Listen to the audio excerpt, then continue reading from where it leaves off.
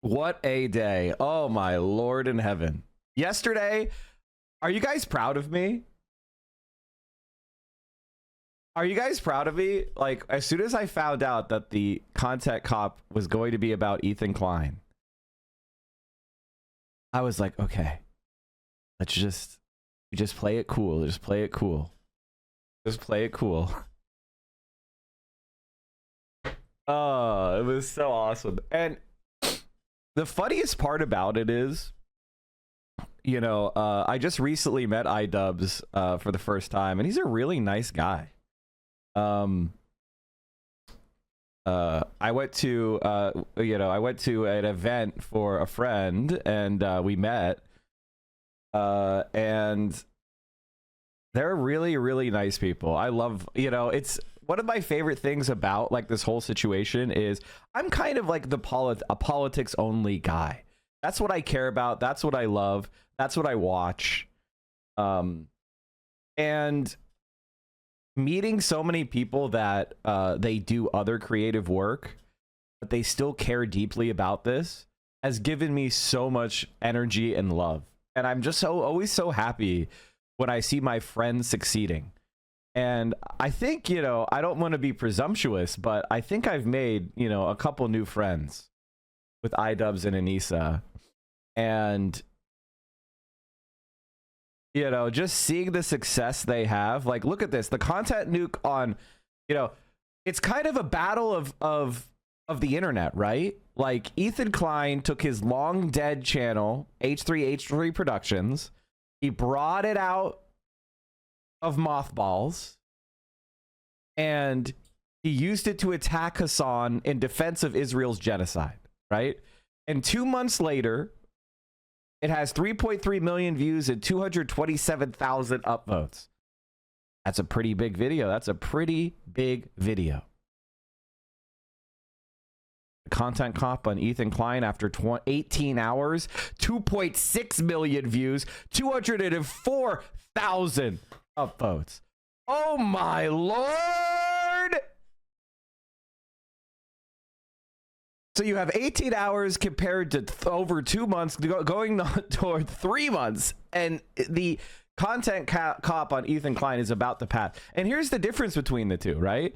Like, what's really incredible is there is a lot of controversial people in idubbbz video, right?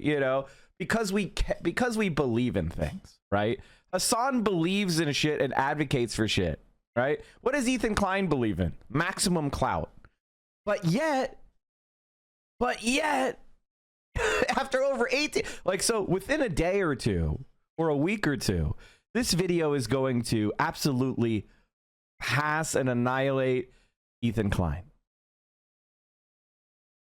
And if you go to the comments, these comments are not being regulated. This is a huge day for leftists who were edgy teens in 2017. Since the last content cop, I've gotten 2 degrees and 3 children. Thank you, idubbbz, for hosting our high school reunion in your comment section. This timeline is so fucked, I wouldn't be surprised if Leafy came back with chin implants.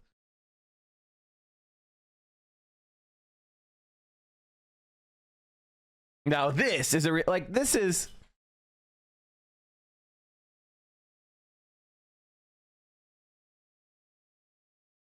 Like, this is an incredibly positive reception. Why is nobody in the comments talking about the actual content in the video? I feel like I'm going insane. What the fuck?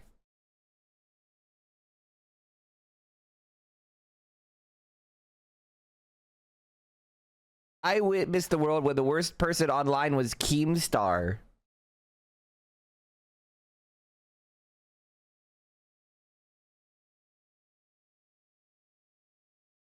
Like,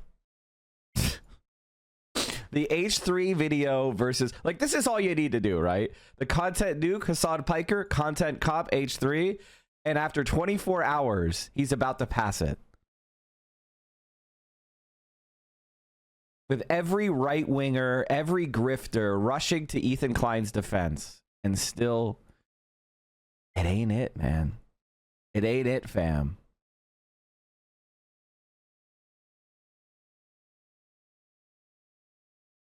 Did you see your H3 bet? Oh yeah, that's the other thing. Like, you know, as I was watching this and I was super like, maybe I'm weird. Can someone explain to me? Maybe I'm weird, right? But when I see my friends in a video, I don't immediately think I should have been in that video. Like when they know someone and I don't, and they're in a video with them, I don't think like, I should have been in that video. It's my video. Why not me? Like, what?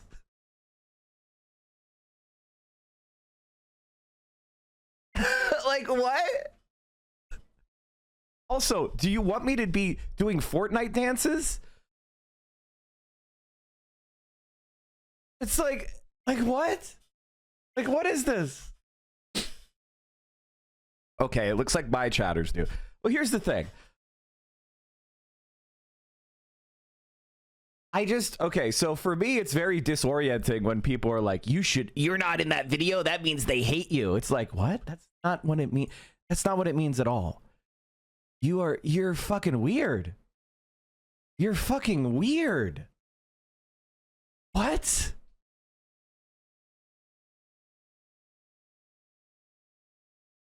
And apparently that's what Ethan Klein was. That was Ethan Klein's main reaction, was like, I'm just glad Mike's not in the video. Like, what the fuck?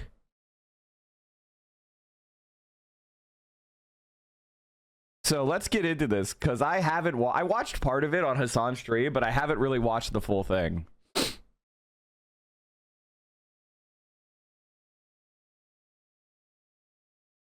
I would have loved to see his reaction if you weren't. Or if I was. I mean, now that they say I should have been in it, and the way that H3 reacted, I kind of like want to be in it just to piss Ethan off.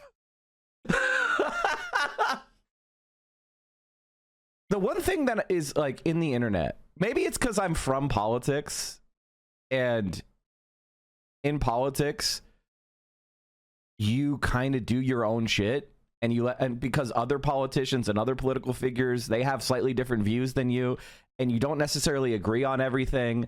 You know, like for example, you know, I'll be quite honest with you. I don't think that you can just pick and choose H3 people that you like. I think, and this is probably one of the disagreements I have with most of the other people that are in the video, I feel like everybody who makes H3 is responsible for the harassment that's going on. You know what I mean? Like, people disagree with me because they have personal friendships with some of the people there, and that's fine. But I disagree with you on this. Like, I don't think it's okay to have people on the show standing.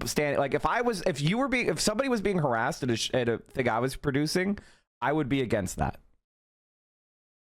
You know, it is what it is. It's called Content Cop H3, which includes all the H3 people. It's not Content Cop Ethan Klein, right? And you know, it is what it is. I understand that people have long-term friendships and relationships, and so it's going to take some time for that to unwind. And I'm a very blunt person. Did you see this? What's this? When you say Israel is great and wonderful, and we're going to go visit, we're going to show our kids how wonderful and great it is, while they're actively genociding a people, you are downplaying that genocide. What they did. Is that not the point he's making, though?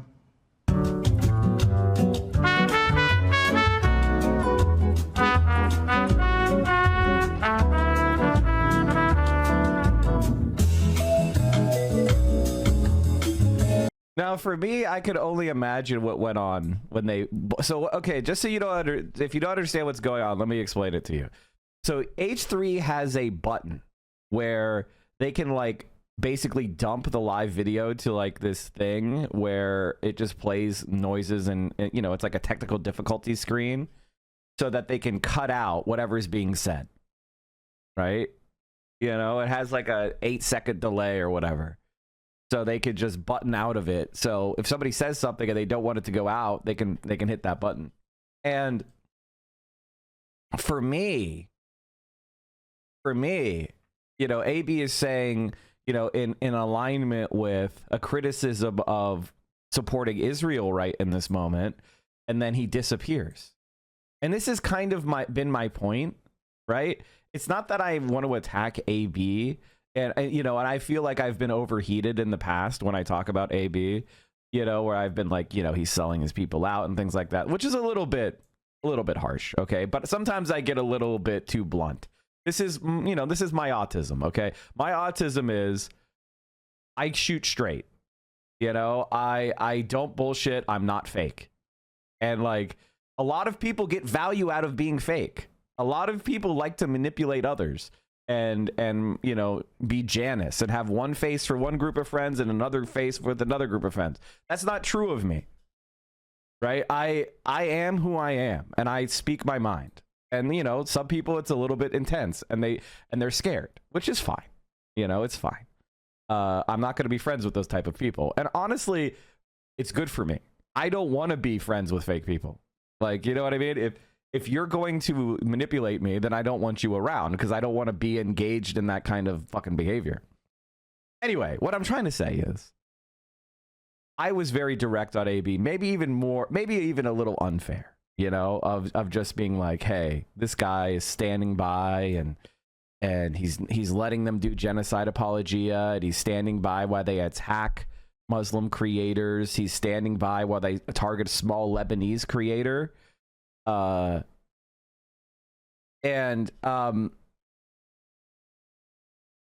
seems to be pretty clearly that his entire career and job are tied up with bowing down. And that's what this button means to me. And it's like, it's easy for me as an independent creator, as somebody who makes my own money, as my own man, as somebody who's not dependent on anyone else, to be like, stand up for what you believe in, because I've created a space where I can do that. You know, I'm not going to get fired. I'm not going to be rendered homeless by sharing my opinion. My opinion is what gives me rent.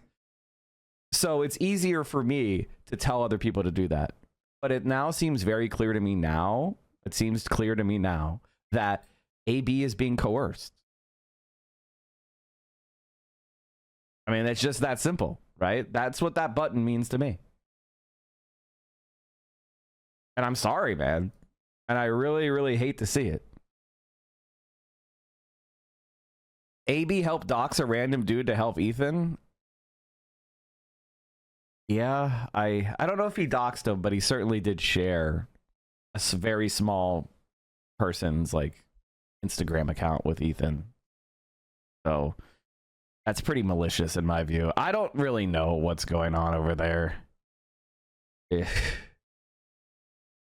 This is just, by the way, chat, this is what happens during genocides, man. Like most people just keep their heads down. You know, it was the same thing in the Holocaust. You know, in the Holocaust, people keep their head down. You know, when Americans were doing the indigenous genocide, if you didn't live on the frontier, you mostly just went about your life. You know, even if you were against it. You know, this is how regular people normally are. People that stand up and fight back, they're the extraordinary ones.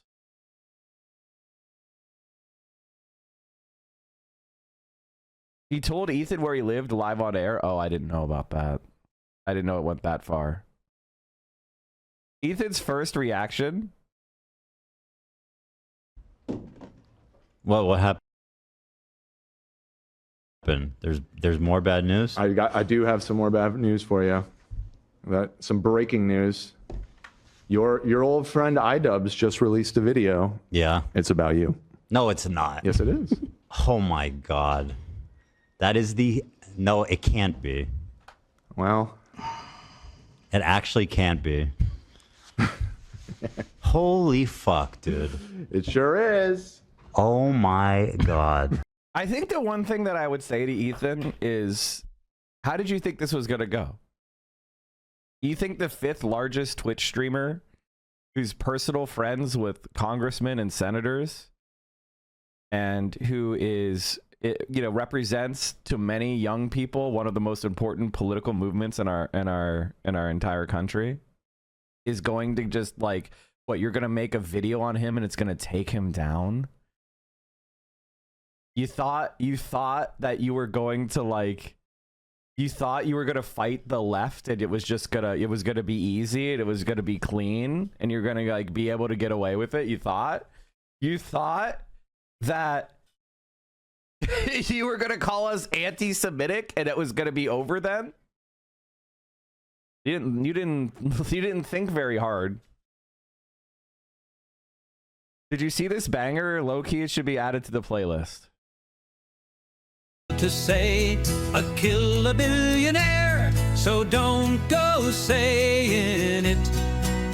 It's illegal to say a kill a billionaire, so don't go saying it. It's okay to say you wish that they'd all go away, but make sure you're saying it in a very legal way. Taxing the rich. We want to tax the rich. Something simple as make 'em pay is illegal to say, so don't say it. Joey Keyboard is like changing my mind about AI art, like right in front of us. Like Joey Keyboard.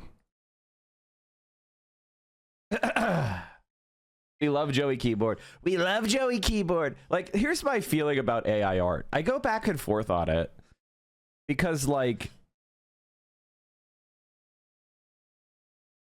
you know what I would like to see? You know what I would like to see?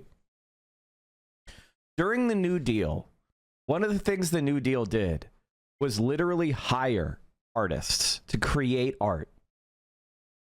Just hire artists. There's not to like create art for a specific thing, but just to create art. Sometimes you were creating murals for public buildings and things, but it was just like create art. Record folklore, write poems, record music. I want us to have a department of the arts where people are just paid to make art. And it's like avant-garde art, and it's not politically censored, it's not politically investigated. You make the fucking art. And I would love to see that. Because we need, like, because AI is just going to produce the commercial slop, right? We need the government option to fund art and culture. Where's the AI gonna mine? Like, you know, what's the AI gonna do? AI reading AI? We need to have, like in the New Deal, a department of art where we just pay artists and poets. It was called the Federal Art Project. The Federal Art Project was a New Deal program to fund the visual arts in the United States under National Director Holger Cahill. It was one of 5 federal project number 1 projects sponsored by the Works Project Administration from 1935 to 1943. And then the largest of the New Deal art projects. It was not just it was created not as a cultural activity, but as a relief measure to employ artists and artisans to create murals, easel paintings, sculpture, graphic art, posters, photography, theater, scenic design, arts and crafts. It established more than 100 community art centers throughout the country, researched and documented American design, commissioned a significant body of public art without restriction to content or subject matter, and sustained some 10,000 artists and craft workers during the Great Depression. I would like to see it be 1 million.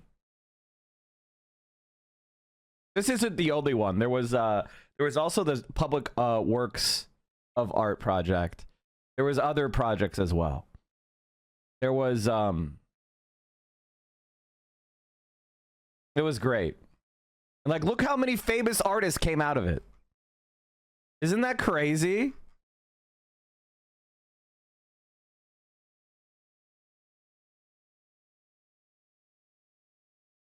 So that's what I want to see. That's kind of my reaction to the AI shit. Like, I feel like the AI shit is a genie out of the bottle. So what we should do is literally have the government just hire artists to create fucking art and make the art they want to make.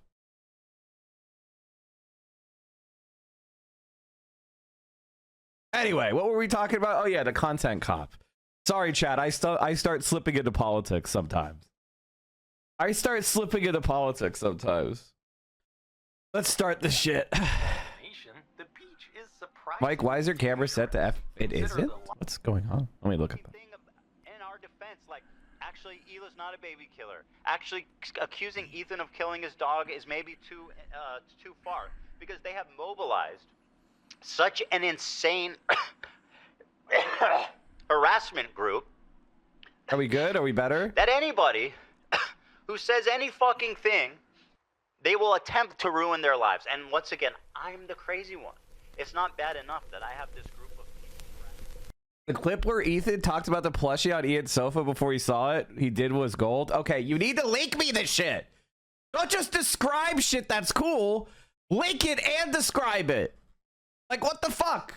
What do you want me to do? Stop and start searching Ethan talking about plushie?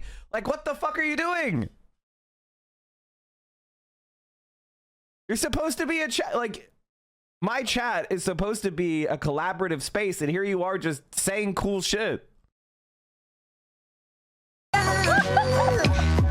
Bro, just to give you an idea, he puts this here. This is like a extremely rare dunny that we gave them. This is like ancient lore stuff, but like we made Well, that's why it's in the video, yeah. a special one just for them. Like for actual friendship stuff. It's pretty nuts. Oh, he humped it. He humped it. He gave it the business. He gave it the standing thrust. The face. He looks like he's making the face you would make if you walked into a relative having sex. Like just traumatized and shocked. Like it just dying inside. It's just a plushie, man. You'll be okay. Look at the stupid look on his face. Oh my god, dude, it should be illegal for me to have this much fun. Oh my god, oh my god, oh my god. I can't show my face. I'm having too much fun. Okay. See? I want these clips. I want these clips. You know, the thing about me is like, I feel incredibly blessed. Like, I have really great friends. A lot of them were really harmed by Ethan Klein. Like, that's the thing that people don't remember is like, I wasn't banned for 30 days. You know what I mean? I got banned for 2 days of that I don't normally stream because I made a comment about, you know, I made a joke about Destiny, you know, and they threw me in the content nuke, you know, because I'm an enemy of Destiny. But for the most part, I've just been able to like laugh at them and watch them spiral just because I'm laughing at them. They've been spiraling on me so hard. But like, honestly, I'm a white guy, right? And I'm a large creator. So they give me a lot. Let's be honest. They give me, like, the larger of a creator you are, the more they let you get away with shit. Like, let's be honest. Now, Twitch will also ban you to make an example of you for bullshit reasons. So it goes both ways, right? Like, there isn't some sort of mechanistic application of the rules that applies to the largest Twitch streamers. I think everybody understands this. Some people exploit it for their own benefit. I personally just try to make my own content, and then if I get banned, I'm like, oops, a daisy, shouldn't have done that. But, like, I'm just always so glad to see my friends and colleagues do well. You know, and everything doesn't always have to be about me. This is what's crazy. Like, when I see the way Ethan Klein reacted to the fact that I wasn't in this, I was just like, bro, what the fuck are you talking about? Like, what the fuck? Like, I don't need to be in every video my friends are in. Like, what the hell are you talking about? It's crazy.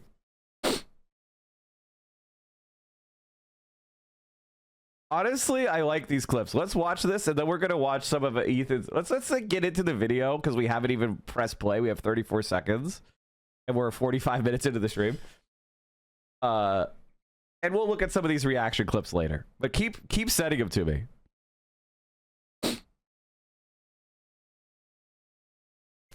What we do here is go back. Thank you, Mike Aruba. Yeah.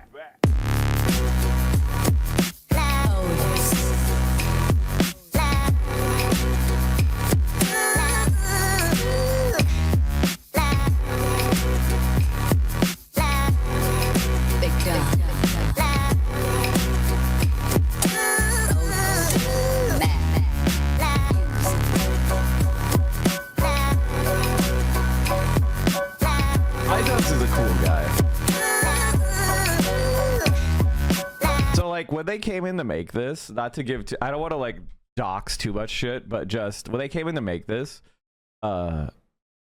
we went to a mutual friends party where there was karaoke, and meeting him in person, I realized that he's a really fucking cool guy. I put on a bunch of new metal because that's what I sing at karaoke. What did I do? What did I sing? I sang what the fuck is this? I'm blanking on the song name and it's embarrassing. But the point is that hold on.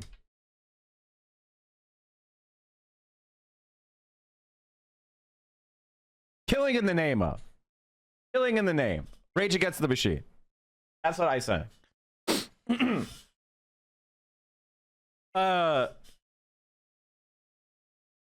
And it's not technically new metal, but I also sang some new metal songs.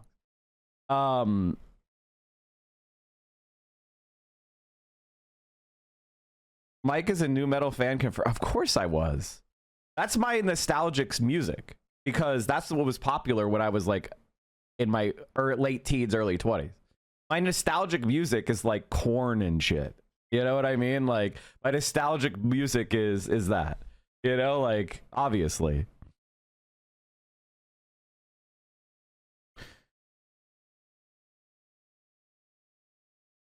Nirvana, of course. Well, yeah, I like grunge too. Funny doll. Like, but I was younger when grunge was the thing. I was like, you know, elementary school, middle school when grunge was the most popular.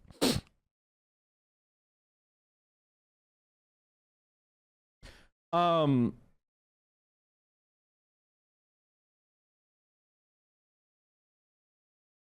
wasn't, I'll be honest with you, chat. I was never the biggest Limp Bizkit fan. I was never a Limp Bizkit. Limp Bizkit was like the band that I didn't really like. Same thing with Linkin Park. I never really liked them. But I mean, I think I had a CD or something of Limp Bizkit. Because they have some bangers. I'm not going to lie. They do have some bangers. Anyway, I just want to say they're really cool.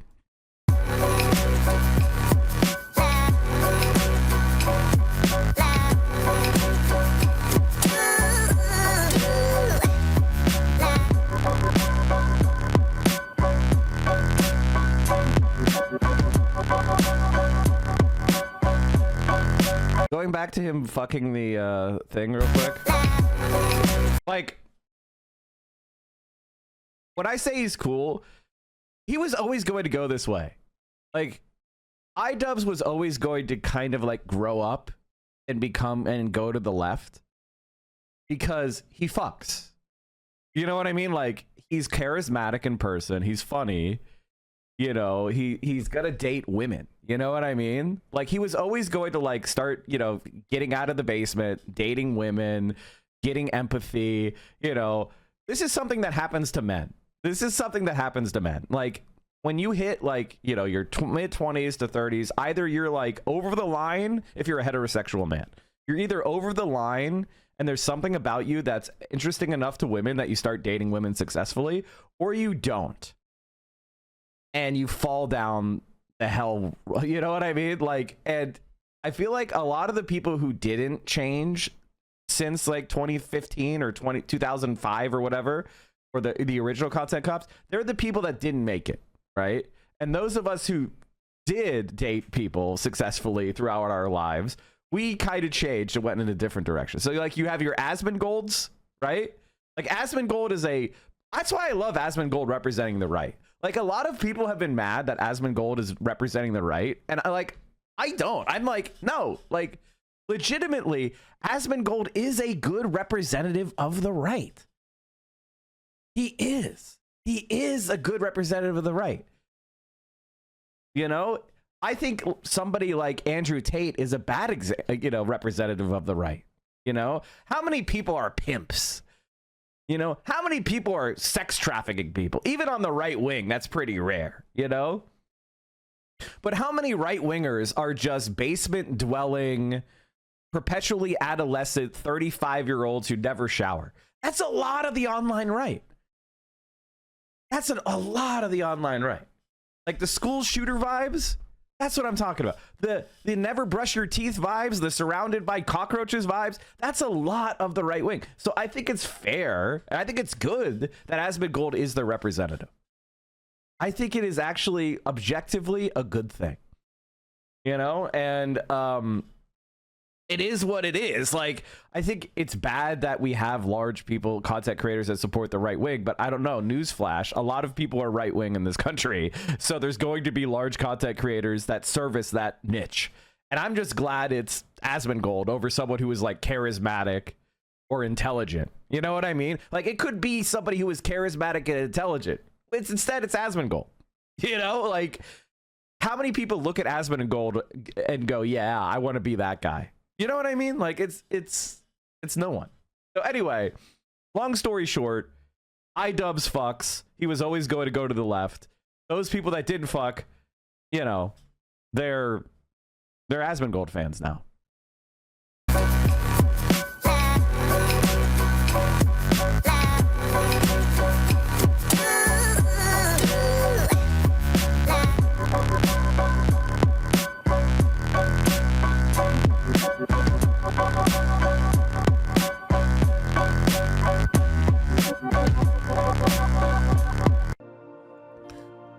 What's up, everybody? I wouldn't mind his financial situation. I probably would pay people to clean my home, though. But that's the point, Fergus, is it's like, he's not normal. Like, Asmongold doesn't clean his house, right? Like, he doesn't shower. He doesn't, you know, make sure that he's not surrounded by mold spores. And a lot of his viewers are just like him.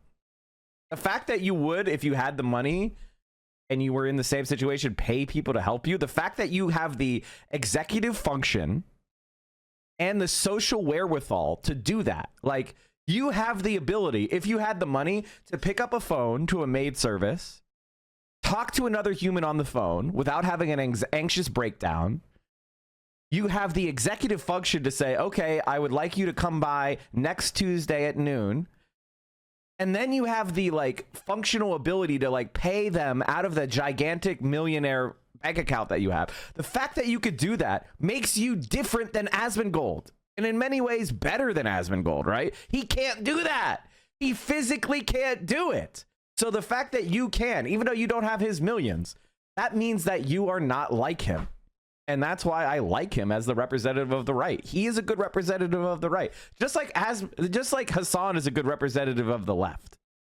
Charismatic, cool guy, works out, empathetic to a fault, college educated, hardworking.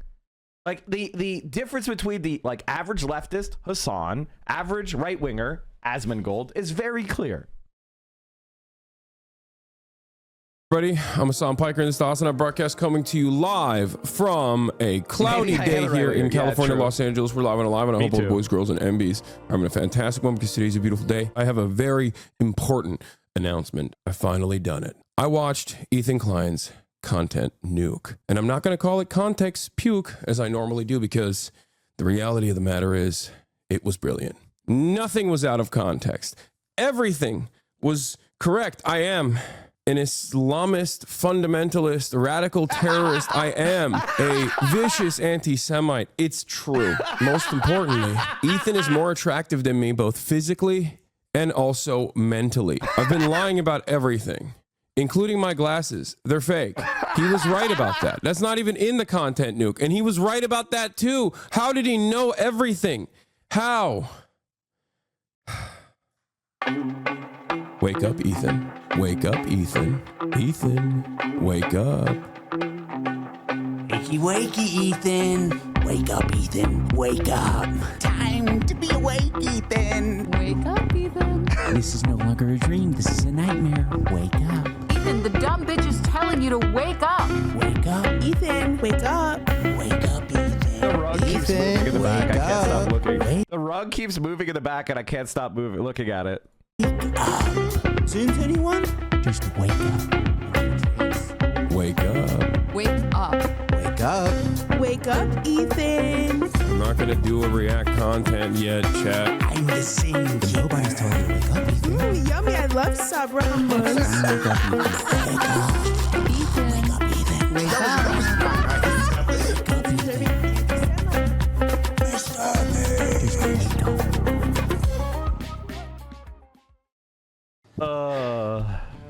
Holy shit, that's funny. I love it. Hassan said he didn't know that Ian did that to his mic. Oh god. Oh god.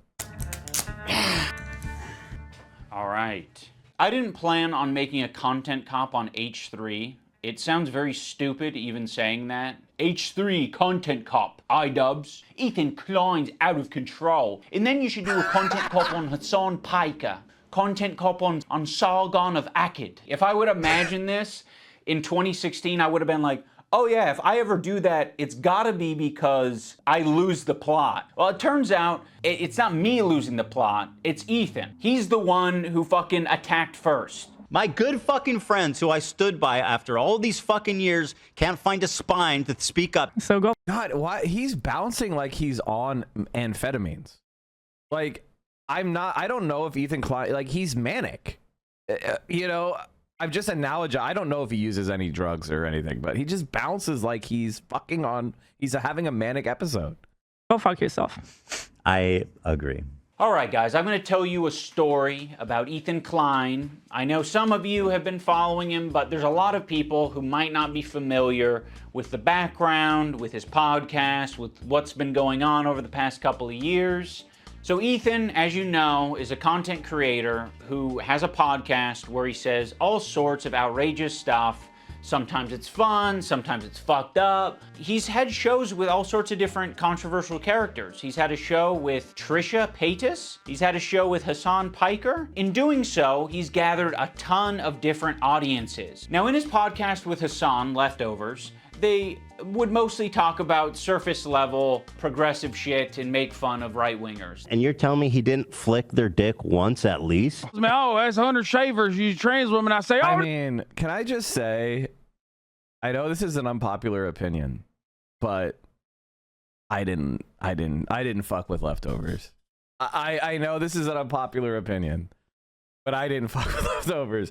I know this is me being too honest. This is me being too honest again. I watch a lot of Hassan. Like, too much Hassan. Like, I put Hassan on my third monitor, like, every day. Like, if I'm puttering around cleaning my house, I put Hassan on. If I'm playing a video game and I don't have a YouTube video or anything I want to watch, I'll throw Hassan on my other monitor. Because I stream a lot of the times he's not live. Hassan is permanently burned into one of my monitors, okay? Like, let's just be honest. I didn't even show you guys my Twitch recap because my number of hours watching Hassan was so high that it was embarrassing, and I didn't want to post it. Like, I am known as a friend of Hassan, and some people think I'm a dick rider of Hassan, and my Twitch recap number was so bad that I didn't want to post it because it would have been embarrassing. Like, people would post my Twitch recap number at me as a reply, okay? So I didn't post it for that reason, all right? I watch a lot of Hassan. I'm saying all of this because what I'm saying is I didn't watch Leftovers. I'm preambling all of this to say Leftovers was trash.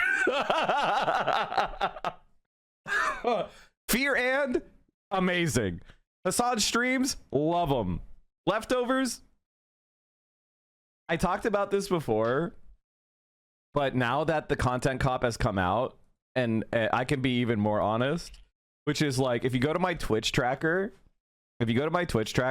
I think they did Leftovers on Wednesdays, right? I think they did, it was on Wednesdays, right? Or is it Thursdays?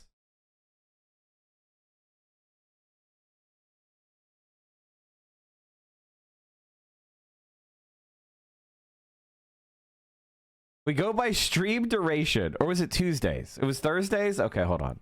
If you look at Thursday and you look at 2023, what do you notice about Thursday? Can you tell that this strip is Thursday right here and it's darker? That means I streamed longer. Every single Thursday, I would stream for like 6 to 8 hours because I knew Leftovers was on. My average stream is like 4-5 hours, but on Thursdays, I would stream, see this, 6.9, 6.2, 6.8, 8.4. That's because Leftovers was on, I would consistently stream 2 extra hours because I didn't want to watch Leftovers. And it's in the numbers. Like, I can't fake this. Like, I can't lie. I just never liked Ethan Klein. Like, I'm just being honest. I didn't think he was any good. I thought the show dragged out Hassan's commentary. I thought that he was annoying. And by the way, when Leftovers ended, so did my extra streams. Now my Thursdays are 5 hours again. Because I could just watch Hassan now. Like, this is in the numbers, factual, irrefutable. This isn't me just hating. This is, I was a Leftovers disliker. And I love Hassan streams. And I watch them a ton. I mean, I'm just being honest. I'm just being honest. No! I think E-Up just deactivated Chief Boris. And it was mostly that until they actually had to reckon with a very serious topic. I would say that Hassan... Some people say like, oh no, Hassan was just trying to cross-pollinate viewers with Ethan and he didn't really like... No, that's... Guys, Hassan liked Ethan. Like, Hassan likes people. Hassan is a really nice guy. And in some ways, I bet you he still kind of does. He does remember Ethan from the good old days. And you know, he's mostly does, like, he doesn't preoccupy himself with haters. You know, he's not a transactional freak. Do you know how many times that Hassan has helped me out for no reason? You know who the nicest 2 people on Twitch are? You want my honest? The nicest 2 people on Twitch are Austin Show and Hassan. This is true.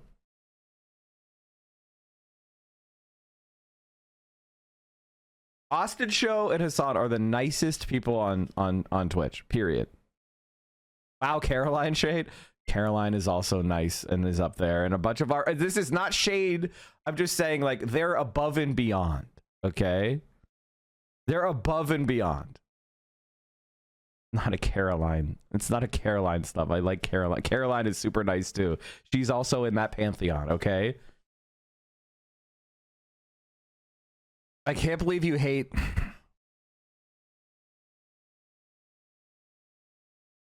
Motherfucker, that's a whole nother sentence. That's a whole nother sentence. Casey Tron. Casey Tron is the realest person on Twitch. Casey Tron is the realest person on Twitch.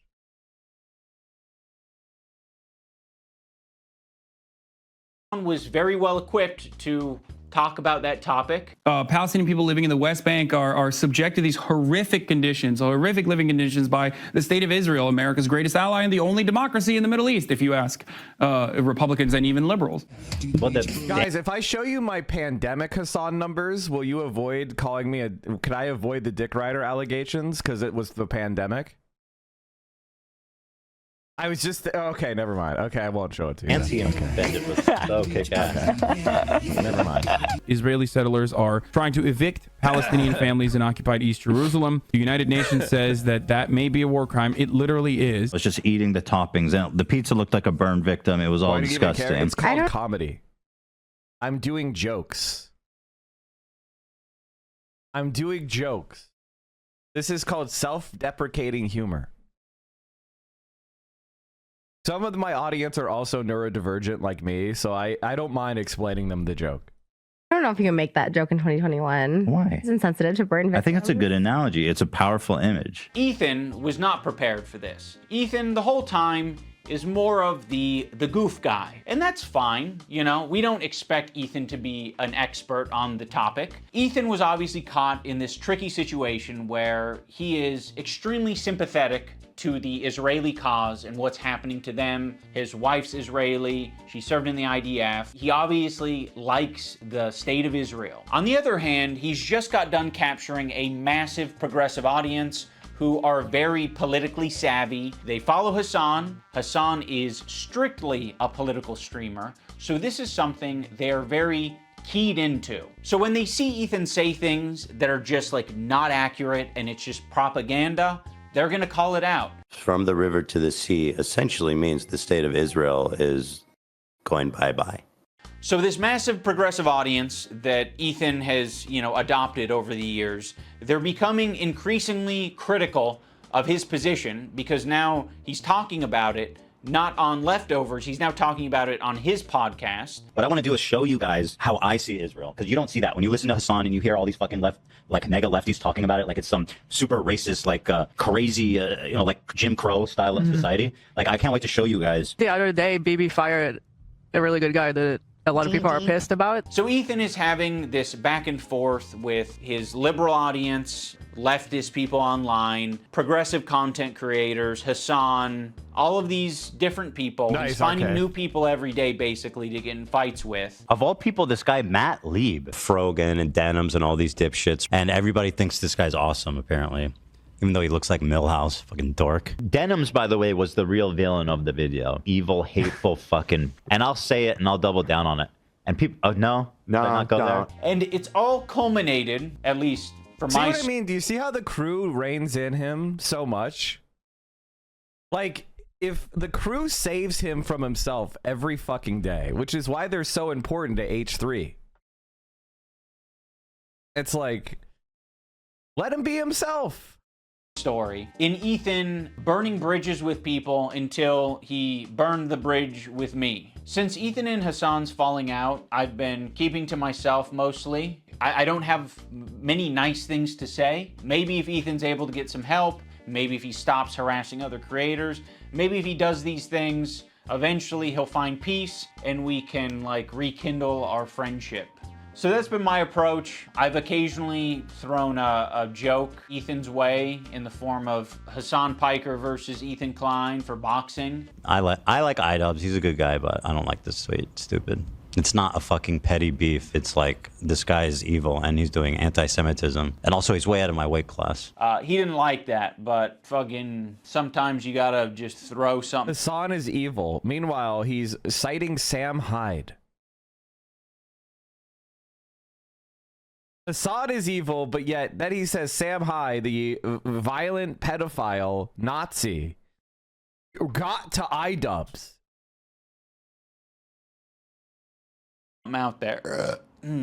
I used to work with this video editor named Froggy Tonic. I discovered him because he was in the circles online that I was in. And one of those circles is an H3 fan. He watched Ethan's content, he liked Ethan's content, until he didn't like Ethan's content. There would be an occasional Froggy tweet where I'd be like, I agree with that, Like, I'm not gonna endorse it, I'm not gonna retweet it or like it, but fair enough. I guess I just missed my old friend. Some wings are too bird feathered colored. Now that brings us to February 28th of this year. Now, my former editor of a year and a half ago did say some truly mean shit. He called Hila the C word. He said they're trying to kill their dog with cheddar cheese and a bunch of other shit, I'm sure. Ethan, at some point, discovers that idubbbz's former editor says this horrendous shit about him and Hila. But no one's asking the question, where does Ethan get this information from? You see, it would be very obviously a problem if Ethan was discovering this content by scrolling through Twitter looking for something to upset himself with. He has maybe set it up in such a way where his employees feel the need to send him this information. And that would be horrible. They shouldn't be doing that. I'm pretty sure AB was caught doing that. Wasn't AB caught doing that? Like, wasn't AB caught finding someone at, Small who said something and sending it to them? Like, I think this is literally shade to AB, isn't it? Here's the thing. A lot of people have been like, oh, Mike is being mean to AB. And it's like, I just don't believe in infantilizing people. I think we're all responsible for our own actions, And, I don't know. I'm just not a rad lib. I don't know what to say. I just think you're responsible for what you do. Maybe that is my old school boomer mentality, but we're adults. be sending you things that are entertaining for your show that don't fucking trigger the hell out of you. Why is there so much work being put into discovering this guy on Twitter who's barely getting any interactions, linking him to me and posting on the Reddit, when there's no work being put into who the fuck is the person on the Reddit who's posting this in the first? Okay, first of all, Icarus Drowned is a Destiny cult member, super stalker. I recognize this name. I think there was a place where you could see people's deleted Reddit posts. Is there a website where you could see someone's deleted Reddit post? Let's look it up right now.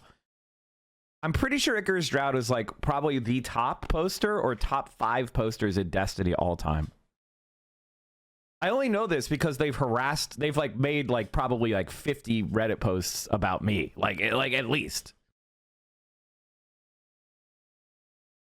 You weren't mean to AB. I remember early in the year before everything got worse, you said you'd love for him and other crew members to leave and start their own stream. Yes. In fact, I defended him on Twitter. I was all behind like the support Dan and AB in these troubling times. Like maybe they could talk to Ethan and like calm him down and make him realize that Hassan is not his enemy.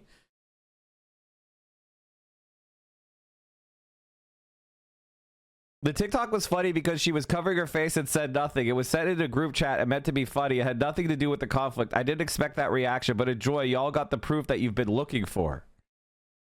Ethan supports genocide. Even worse, he loves his wife.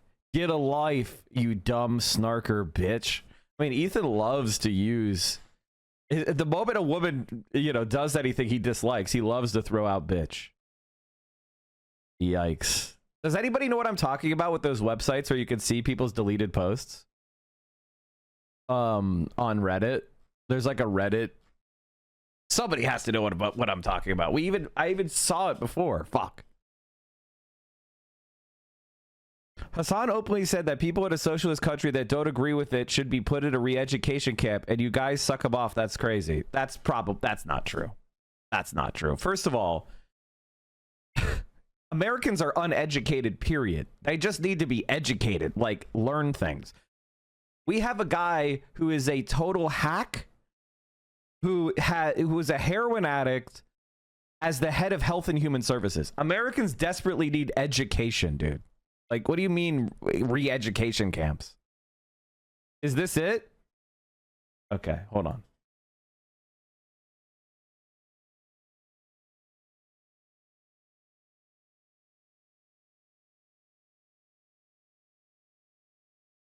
Okay, somebody needs to look up, do this website for me because I don't get it.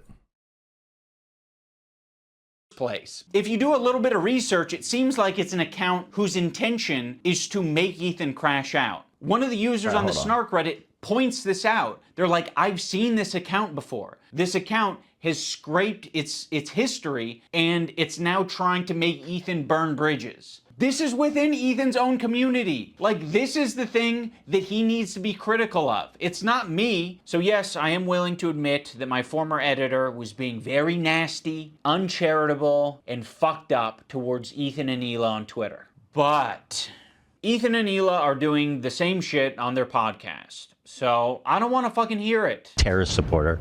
The CEO of Twitch. Pedophile. Now I'm going to watch and respond to the 2 podcast streams where Ethan and Hila call us spineless cowards. Anyway, this guy was saying shit like that Hila's a Nazi, that she kills kids, that she went on like, she's a IDF baby killer, all this types of shit. And that's showing up right up on us Nisa's and idubb's feed.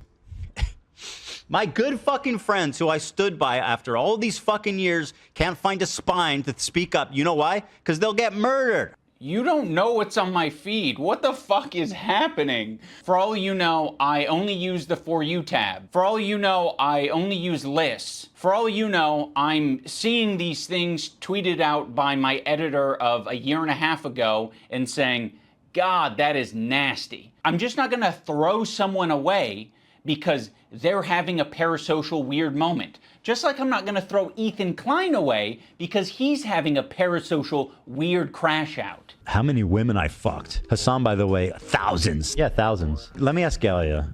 These shoes do not go. I'm sorry. Oh my God.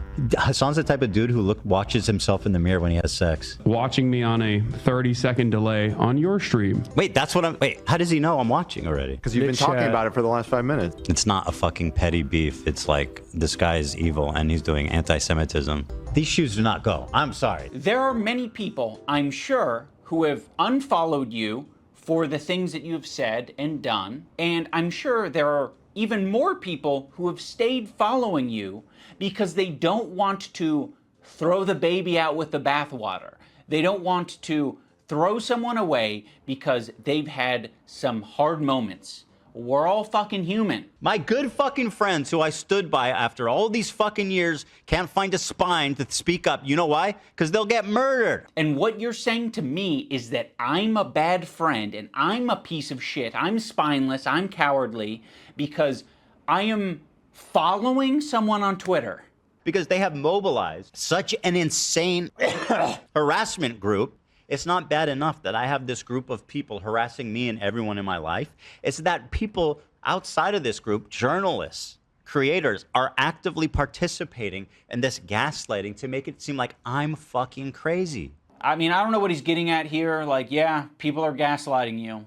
A lot of people gaslit me when I apologized. That was actually like the #1 type of harassment I got, was people gaslighting me and taking my newfound woke ideology to its extreme. I probably done and stood by iDubbbz and Anissa more than anybody. I've stood by them when all the internet hated them. I don't like that Ethan brought this up because it makes the relationship feel very transactional. Like, you know, we're just meant to support each other online despite our own personal morals or principles. But I'll say this, I don't think they're fucking any friends of mine. And certainly I don't think they're any fucking friends of mine based on the text conversation I had with them too before I even talked about it. So I have nothing. Like, I don't need any fucking halfway friends, man. I thought the text conversation that I had with him was very empathetic. I basically just said, like, I know you and Hila are experiencing a ton of harassment, and I essentially empathize with that, and I think there's something positive to get out of the conversation. But he refused to talk on the phone unless I was willing to publicly say something about my former editor and denims. As much as you don't want halfway friends, I also don't want that kind of halfway friend. I don't want someone who's going to give me like an ultimatum to have a conversation. Could you not say something when this is like, imagine like one of you guys is like, Hassan actually wants to go to Israel, go to Gaza so he can strangle Israeli babies or some shit like that. I'd be like, imagine me not saying something. That just shows, that just shows your current post. That's just Reddit searches. It doesn't show your old deleted stuff. It doesn't show your old deleted stuff.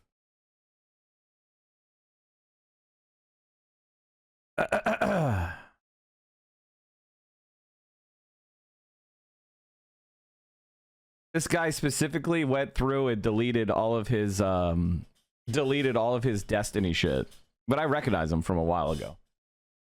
The fact that this has gone on for a fucking year now and he refuses to have a man-to-man convo with Hassan or any other people involved should be indication enough that people should just dead end this and let him spew his unserious bullshit. Nobody who matters gives a fuck what he has to say. That being said, it's deeply concerning his willingness to use mechanism of the state to attack his enemies. So I guess it's, well, because he's an Israeli Zionist who wants to oppress Palestinians and their allies.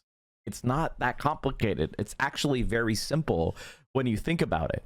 He supports Palestinians being held in an apartheid state. He calls Ramallah in the West Bank a terrorist city. That's just a Palestinian city. He supports Palestinians not having the right to vote. He supports Palestinians being left in ghettos. Like, you know, he's saying that he has called in the past settlers enemy combatants, but the Israeli, if a Palestinian shoots a settler, the Israeli military kills that Palestinian. So Ethan Klein may think that it's legitimate, but the Israeli state doesn't. The Israeli state, using government money, will go and kill anyone who resists Palestinian the settlement of the Palestinian territories. So it is what it is. He's not Israeli. Yes, he is. He's an Israeli citizen. To make a one-to-one comparison where there isn't one. This guy that I follow on Twitter is... Oh, the deletes Reddit post sites were nuked when they did API changes last year?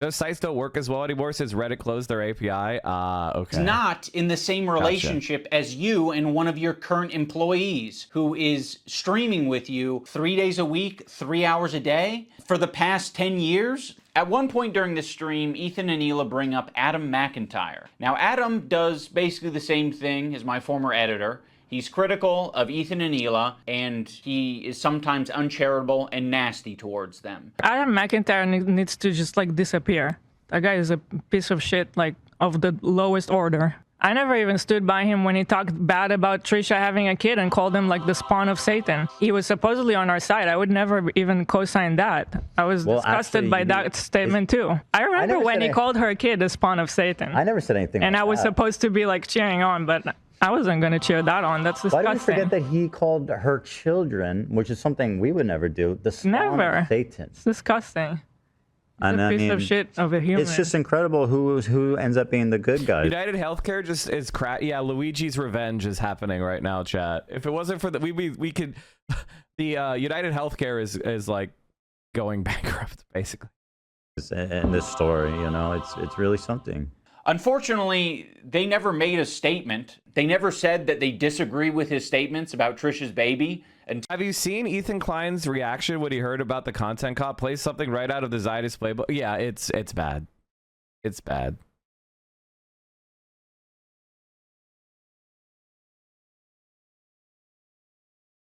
I never targeted AB. I've never said anything mean about AB. I'm simply asking, why did AB leave after he slightly pushed back and you hit the no self-control button? The crew always carried the podcast. You should let them be honest with you instead of replacing them. AB has been nothing but respectful and professional to everyone this whole time. No, he hasn't. He's literally targeted me. You guys, this is so funny. Like, these guys literally, and this is, you know, this is one of the things that I will never forget, is they literally targeted me. They literally targeted me. They took Destiny subreddit clips and posted them and, like, went over them for no reason, right? Like, and he just lied about me blatantly first, and I was pointing out that they didn't seem to have a problem with it. You know, nobody targeted AB. In fact, again, I defended AB. I defended AB early on in this, but then it became clear to me that they had absolutely no problem with Ethan Klein targeting all of us. I don't know why. I mean, you know, it is what it is. It is what it is. And the continued targeting of AB and Lena as a means to get at me is so low, so cruel. I wish people would leave them alone. Hassan, of all people, understands that. Somebody should ask why he silenced his Lebanese employee for dissent, and when he went, and where he went, since he no longer seems to be there, to give Ethan feedback.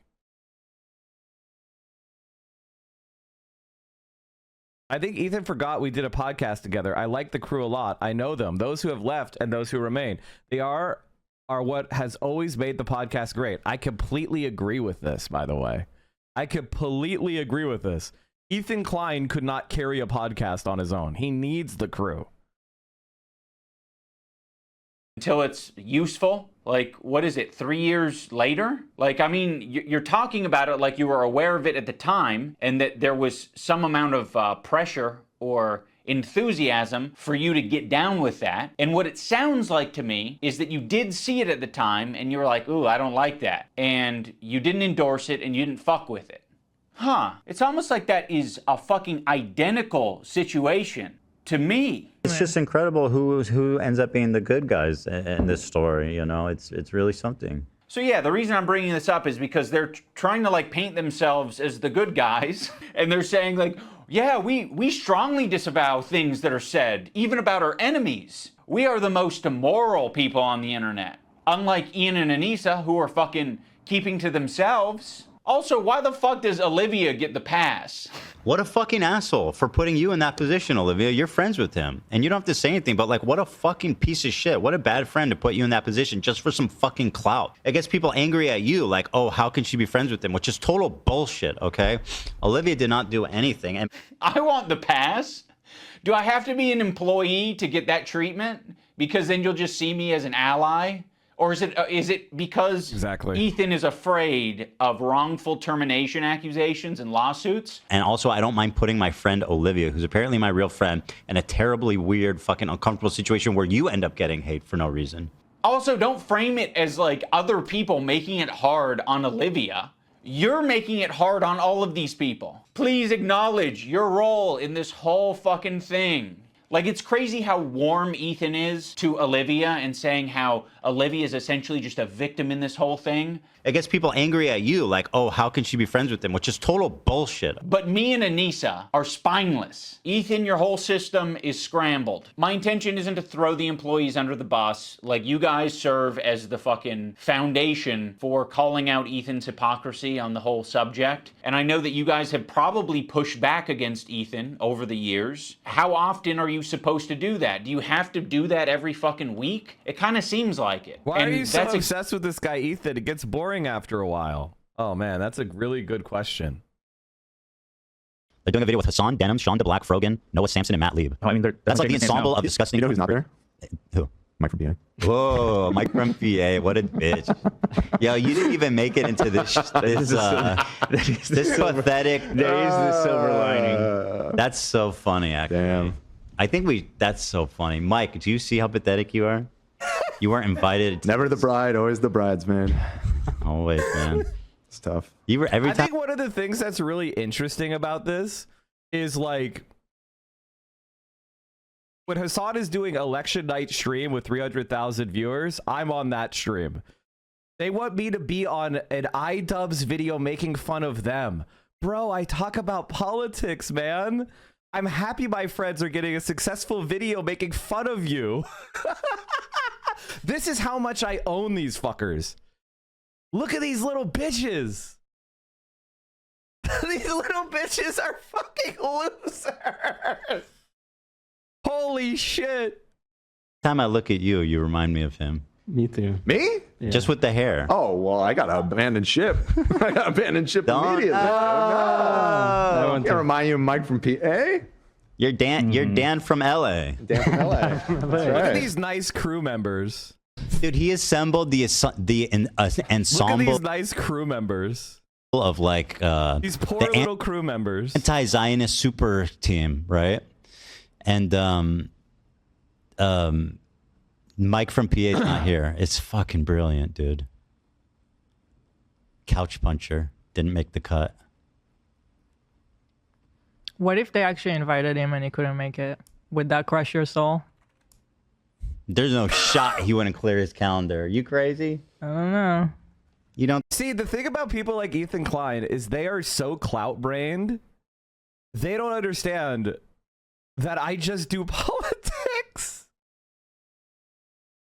Literally rent free. Mike, why do you talk about H3 so much? Why are you bullying H3? Why are you bullying the poor crew? Mike, you're so mean to the crew. Stop being so mean to little old AB and Dan.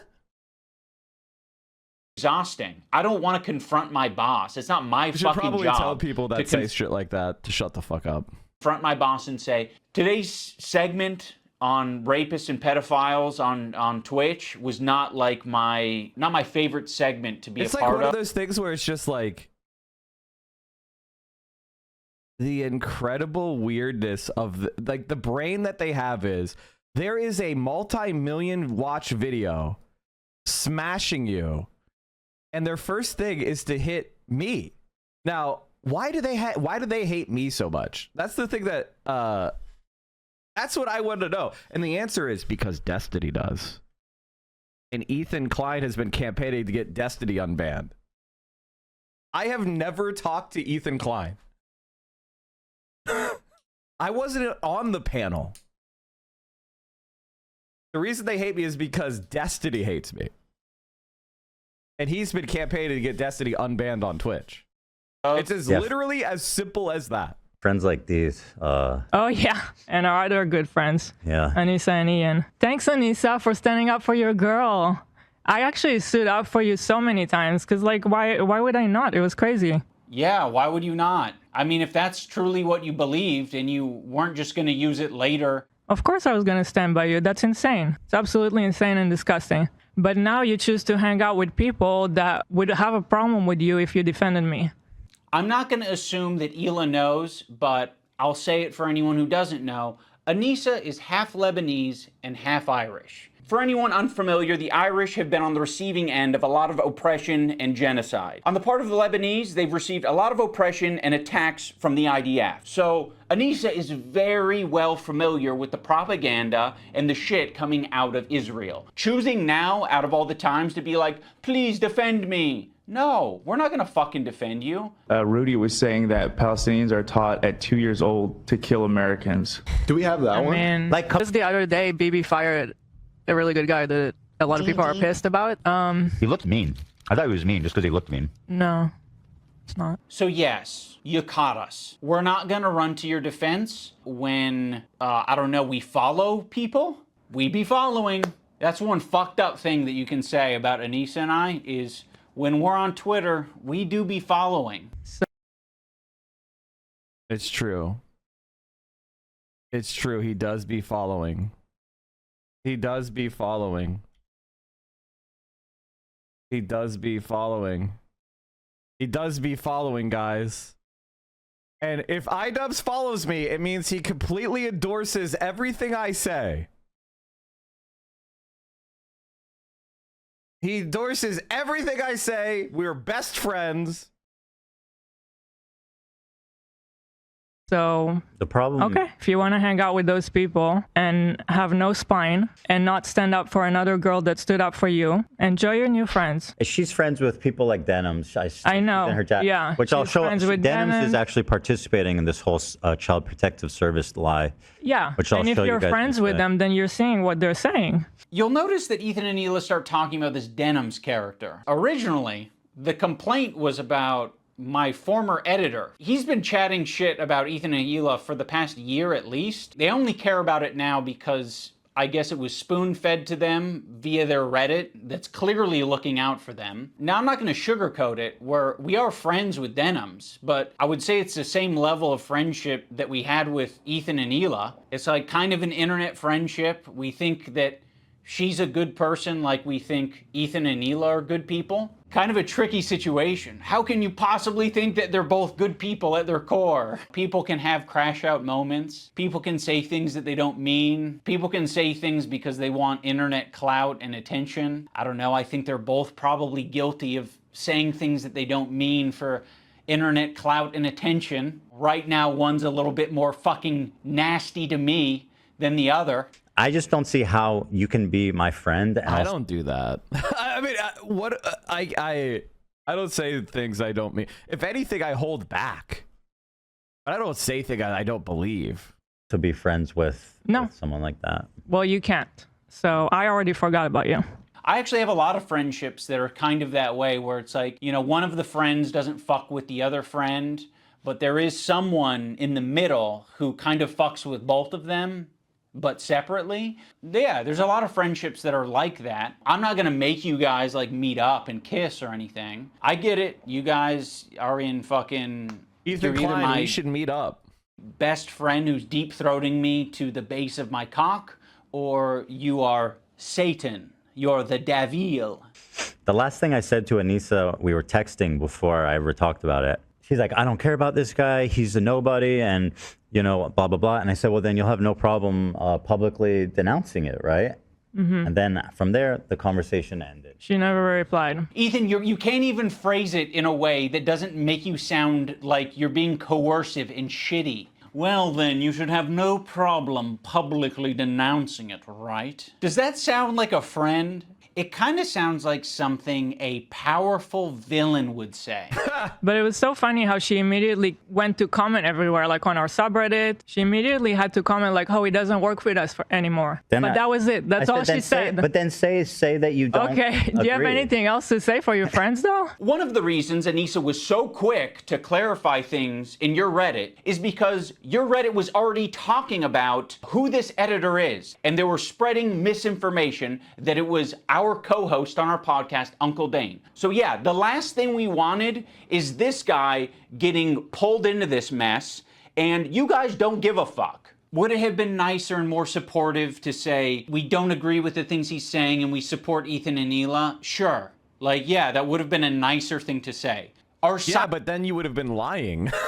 Silence means something. It means that we would like to pause this relationship until you figure your shit out. And then maybe we can find a moment in time, I don't know how long it'll be, but a moment in time in the future where things are a little bit easier to broach. I don't think we need to do it right now, but you've insisted that this is an important thing to address. I would have been perfectly fine with you not blasting me on your Instagram story. Fuck you, you piece of shit, and fuck my friends too. I have stood by all these years who can't find their spine. I don't need any fair weather friends. You know what, Ethan? I totally vibe with this. I don't need fair weather friends either. I don't need backbiters in my life.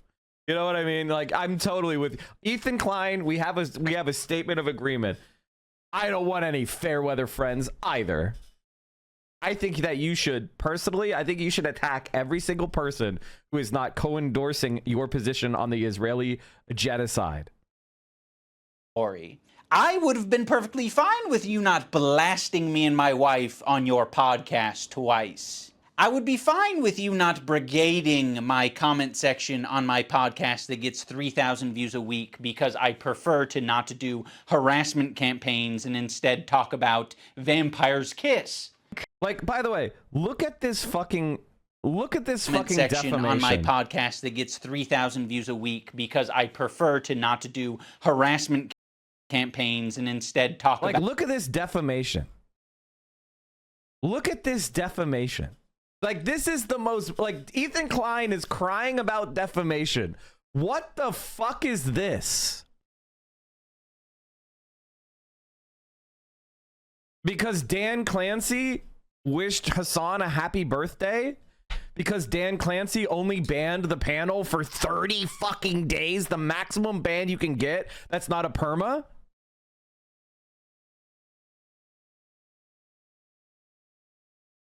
Like, that, like, look at Ethan Klein. Just, like, it's one thing to disagree with me on the issues. One thing to disagree with Hassan or Denims or whoever else on the issues.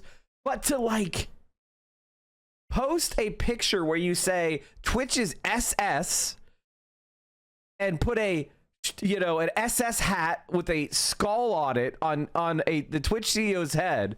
This is batshit crazy, clearly defamatory behavior.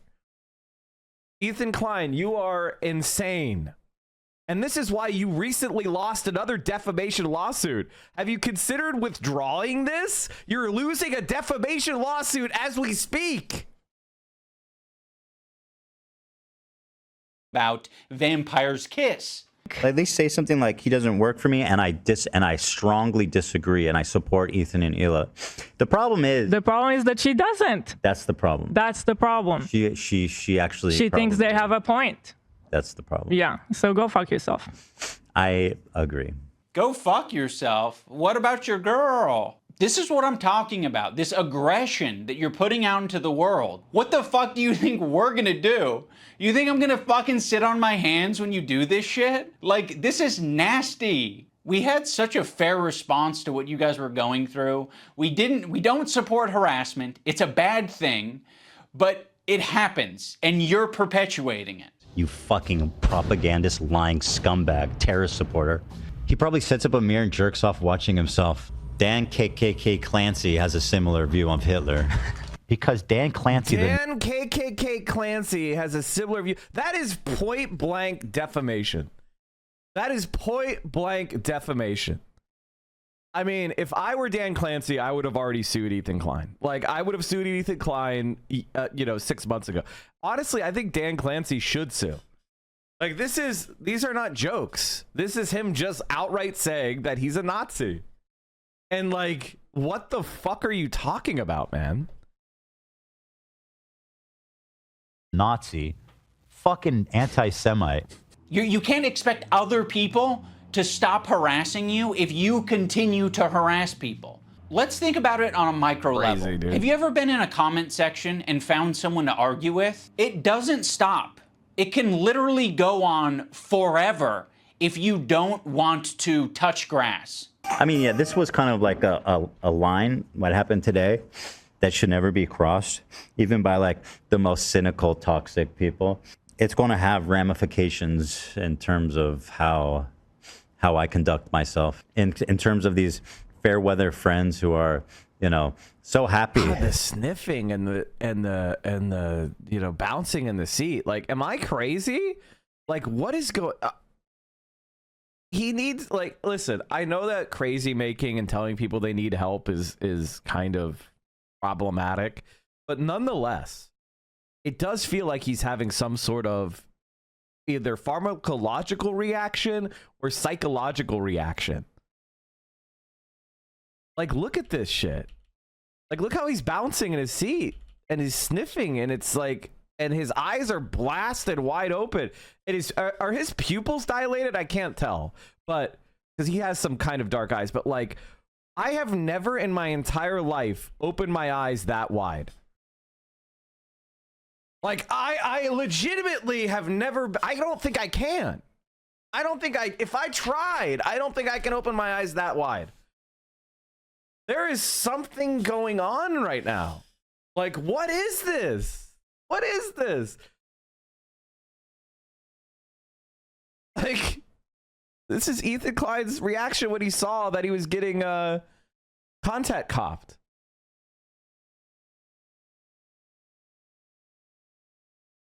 Just had to take that screenshot. Sorry, Chad. Fair weather friends who are, so happy to be friends as long as they're getting something out of it. Ethan, why wouldn't he blow his nose? What could he have up his nose that he doesn't want to blow out? If I was sniffing that much, I would just blow my nose. What could you possibly have up your nose that you don't want to blow out, so you're sniffling like that? Is a rich thing to say. Like, you're the H3 podcast, okay? There's a lot of friends of the show. There's even more. Ethan being a Hutch stand confirmed. Hutch is like really funny. Is that Hutch is like so unlikable and so stupid that he bet me $1,500. So let's take a moment, because now Ethan Klein is talking about a Hutch. Let's take a moment. It's so funny. These are all Destiny Orbiters. It's so funny, dude. Ethan Klein just becoming a Destiny Orbiter is incredible work.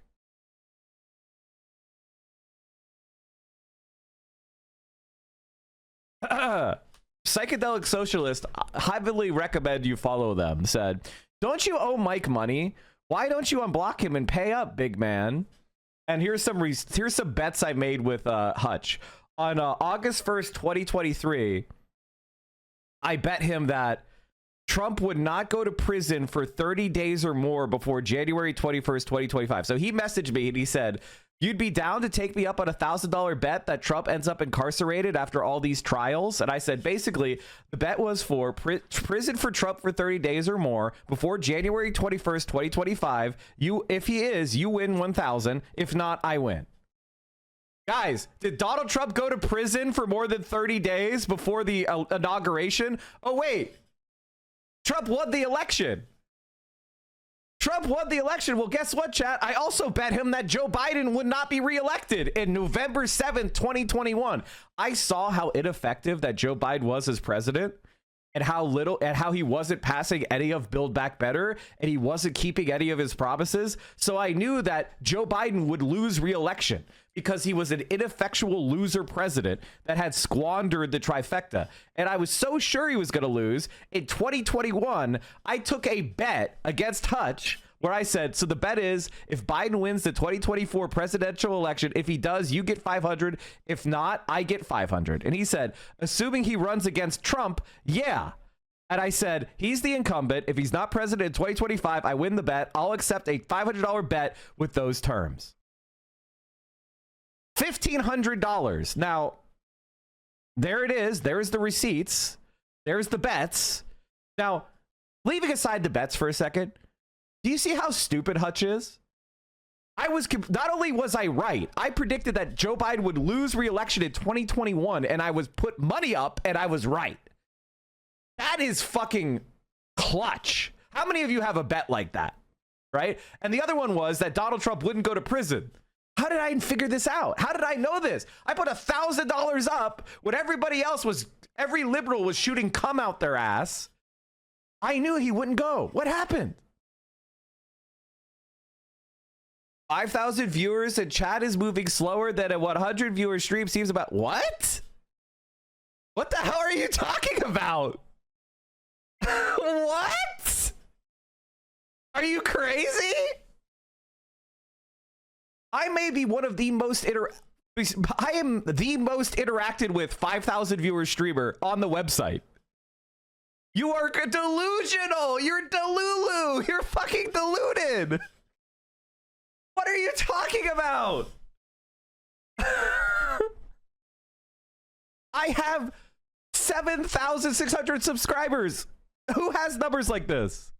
You're crazy. You're delulu. You're insane. You've lost it. Anyway, so Hutch lost this bet. He said, that fucking loser lied his ass off. Never once showed any screen caps of us settling on terms. Never happened. He did accept my terms in the DMs, and you guys lapped it up. He tried showing DMs on his screen one time, and there was a blue arrow at the bottom of that exchange, clearly indicating that there was more to the conversation that he was purposely leaving out, and you guys didn't question. If it's DMs, show the DMs! If I left something out, show the DMs!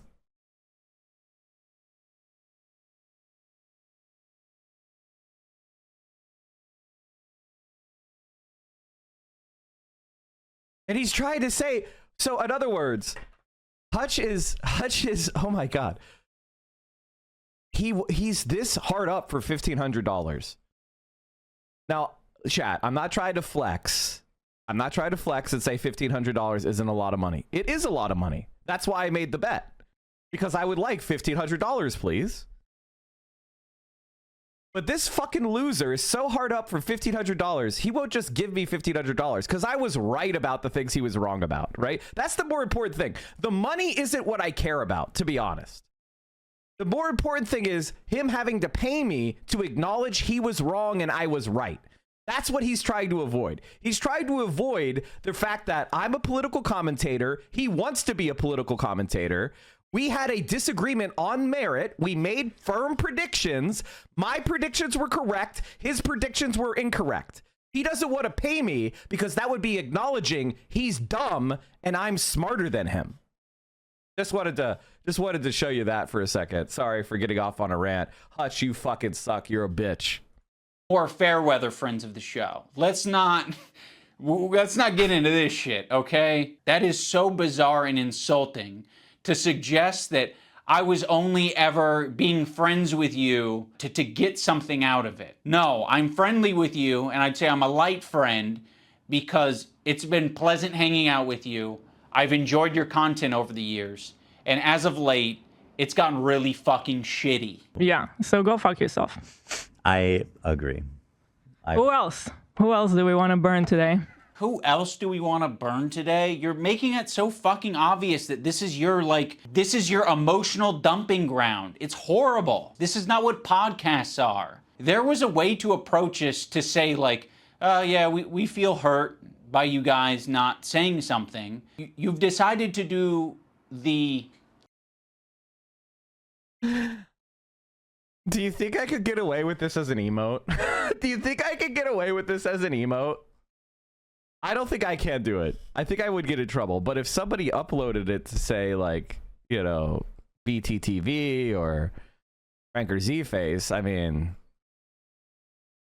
you know, it wouldn't be my emote, but maybe if somebody put like an outline behind it, like a drop shadow or something. You know, I have never held my eyes open like this in my entire life. Like this, like I can't even do. I'm trying. This is as most I can open my eyes. Like, how does he do it?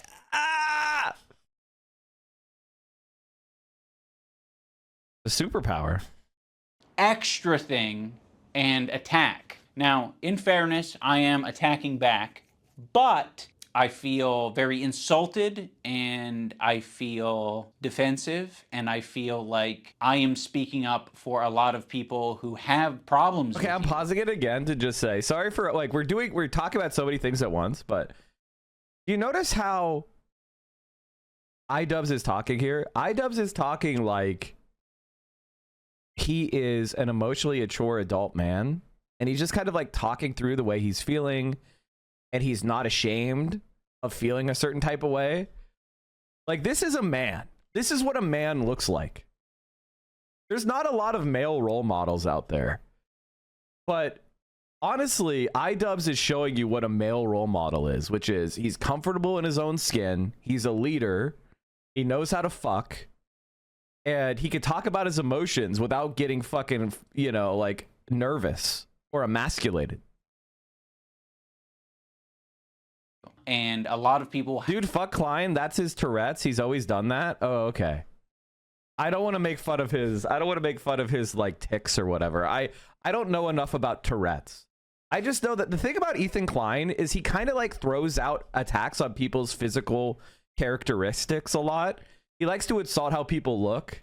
He likes to do that, and then when people kind of turn the same energy back on them, he tries to do this cry bully shit where he's like, you're being ableist. And it's like, well, you don't get to throw out attacks on people's physical appearance and then hide behind ableism shield. You know what I mean? Like, no, if you want to attack people's physical appearance, then don't be surprised if they give you that energy back, right? And I think that's the good rule. I think that's a good rule for all of us to adopt. Let's just stop with this rad lib bullshit where we try to cancel people, where we do cry bully idpol. If you're going to insult someone, you're going to get it back. And you don't get to go like, well, I have Tourette's. Like, no, you don't get to do that, man. You don't get to call other people ugly or whatever the fuck, or fat or unattractive, and then go, I can't believe you made fun of me. That's because of my Tourette's. No. Shut up. If you don't want people insulting you physically, then don't throw insults out.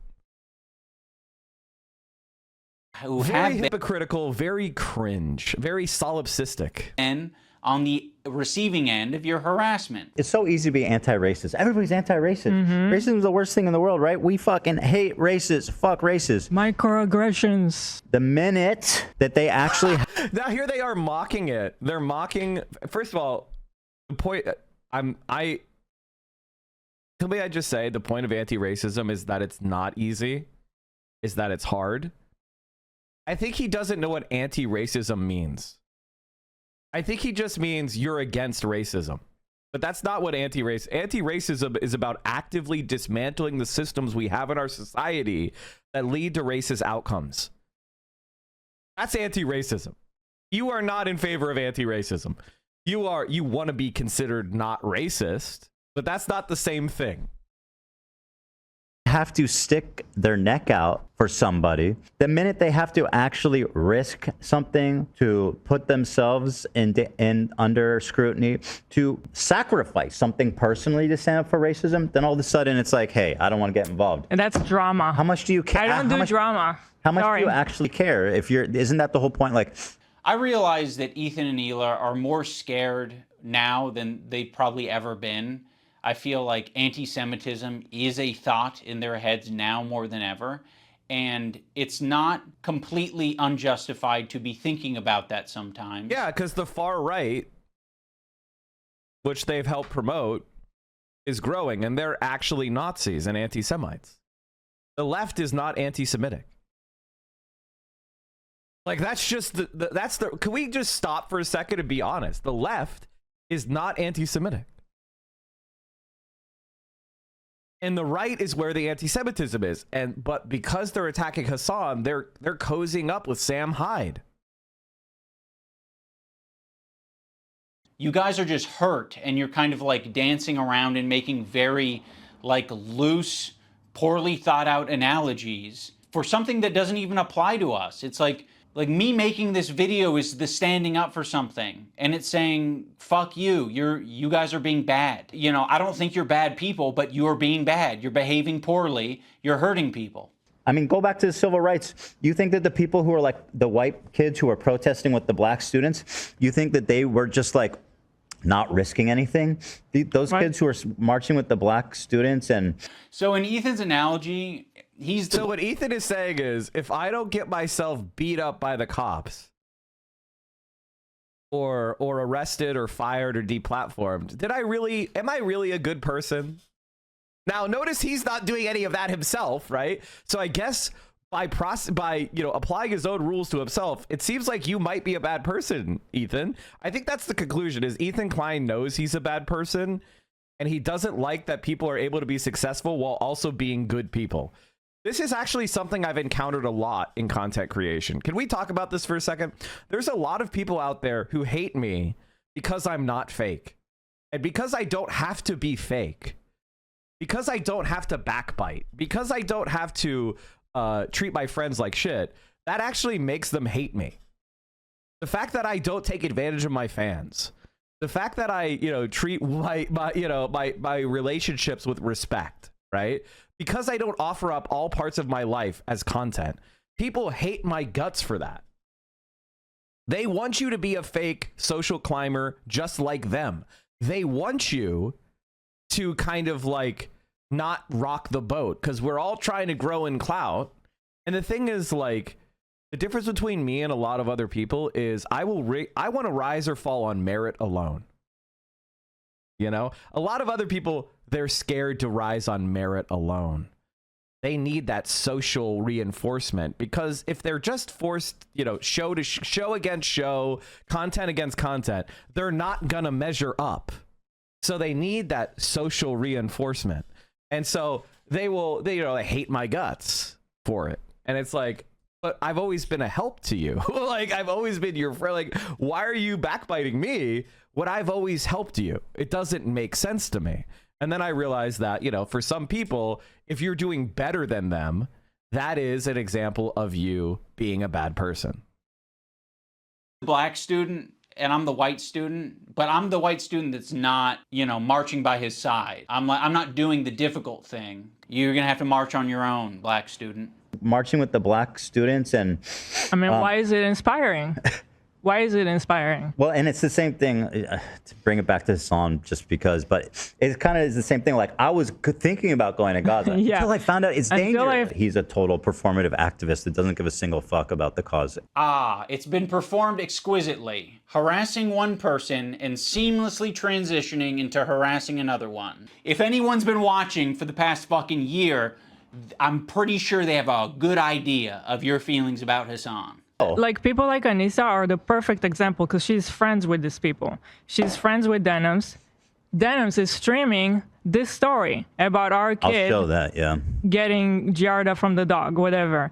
I'm sorry, I'll accept this position from anyone except you guys. You have laid the groundwork for this type of streaming, which is watching people's shit and giving your unfiltered reaction to it. Why would you expect Anissa, of all people, to say something to Denims? Okay, so by that logic, we should be saying shit to you guys all the time. But I have a feeling you guys wouldn't like if we said shit like that to you all the time. Yeah, we've been respecting you as independent content creators. You can do what you want. We'll treat you as adults. Maybe we shouldn't have been treating you as adults. She could say so much, and it would make her a little bit uncomfortable, right? It's not comfortable. She'll get a little bit of shit. Yeah, just for saying that. But that would be commendable.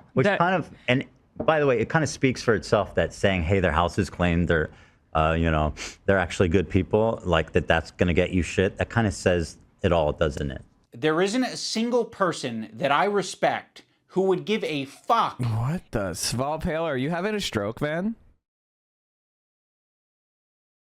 Are you having a stroke, man? You should go to the hospital, dude. You should go to the hospital. And okay, let's just let's just look at this for a minute, right? Which is, Ethan is the ultimate dish it out but can't take it guy, right?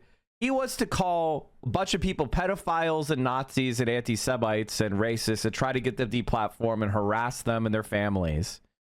But the moment somebody says, like, hey, your house is filthy because of stuff they've said on their stream, now suddenly we are bad people. And here's the thing about you, Ethan. Ethan, have you considered the fact that they haven't said anything to be a sign that they don't agree with you on the cleanliness of, say, for example, your house? Maybe they do, maybe they don't. I don't know.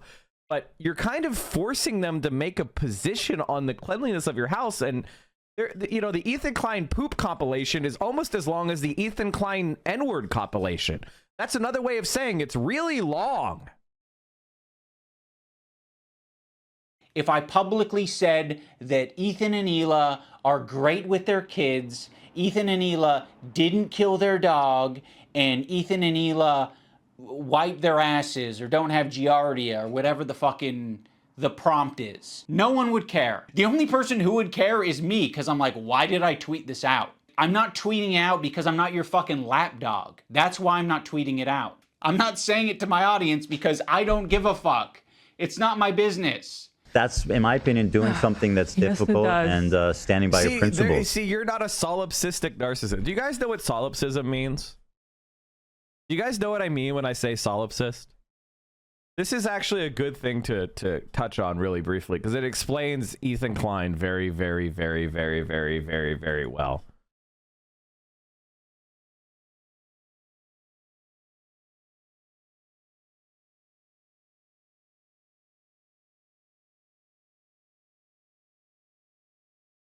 It's a school of philosophy. It's basically the philosophic idea, here you go, that only one's mind is sure to exist. What this means is, a solipsist is like, I'm the only real person in the world. I can't trust my eyes. I can be tricked. My ears can be tricked. In fact, if you think about it, my body is just a bunch of sensors being fed into my brain, which is where my consciousness is. Maybe I'm in a pod right now, like the Matrix, and everything I see is fake. The only thing I can be sure of is that I exist. Everything else might not exist. Everything else might not be real. That's what solipsism is. And basically, when you say someone is being solipsistic, it's when they only value themselves and their own mind and their own thoughts. And that everybody else is just, you know, a phantom or a ghost or a simulacra.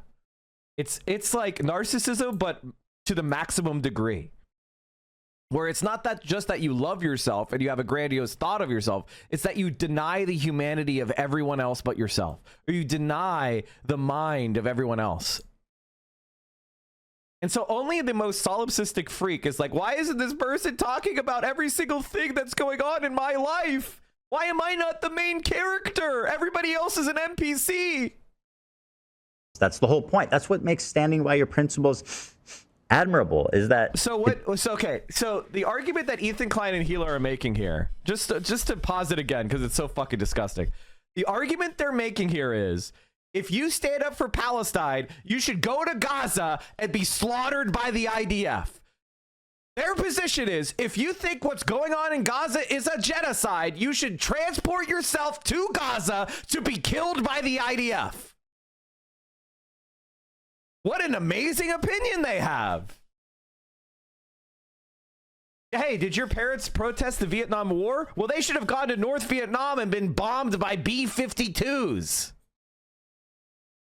It's not always easy. Why are you saying that I'm not standing up for my principles when you don't even know what they are? I get, like, we're a little bit past directly naming me, so we might have gone off on a tangent. If you maybe accepted the phone call and we talked about it, you could have asked me, hey, what are your principles? And I can tell you the way I've been behaving is exactly in line with my principles. Now we're going to befriend, discuss, social media follow. I want to thank iDubbbz for his social media follow. Thank you, iDubbbz. That means we're best friends now. we're gonna hang out because he follows me on Twitter. That means we are now best friends. We are not defending what Israel did in Gaza since October 7th. Like, the way they handled that has just been awful. Yeah. I don't even have words, you know? We've never once defended what happened there. I mean, I've even been like, yeah, I mean, I think I've even called it a genocide, and I can definitely understand. I definitely think it might be, you know? It depends on, I don't need to keep continually,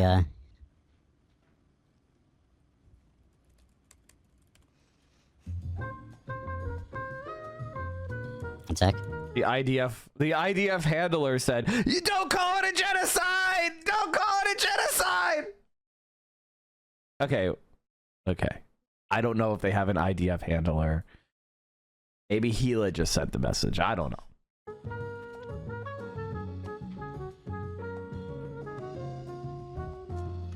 The crew is fast to put on that backing music. It's almost like the crew, they know, hey, when somebody says the word genocide, you want to make sure you make light of it and you play some music. I would love to ask the crew what the rules are for genocide discussions.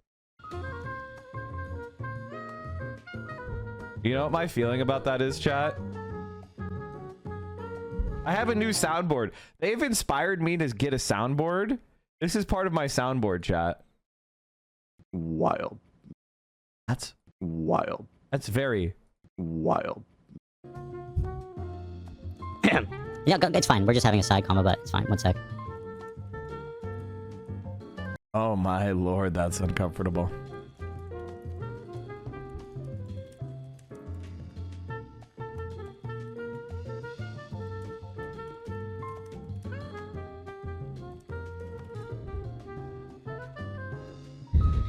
Anyway, I'm not talking about Gaza, right? I'm talking about Tel Aviv, which is where I live, and my lived experience there.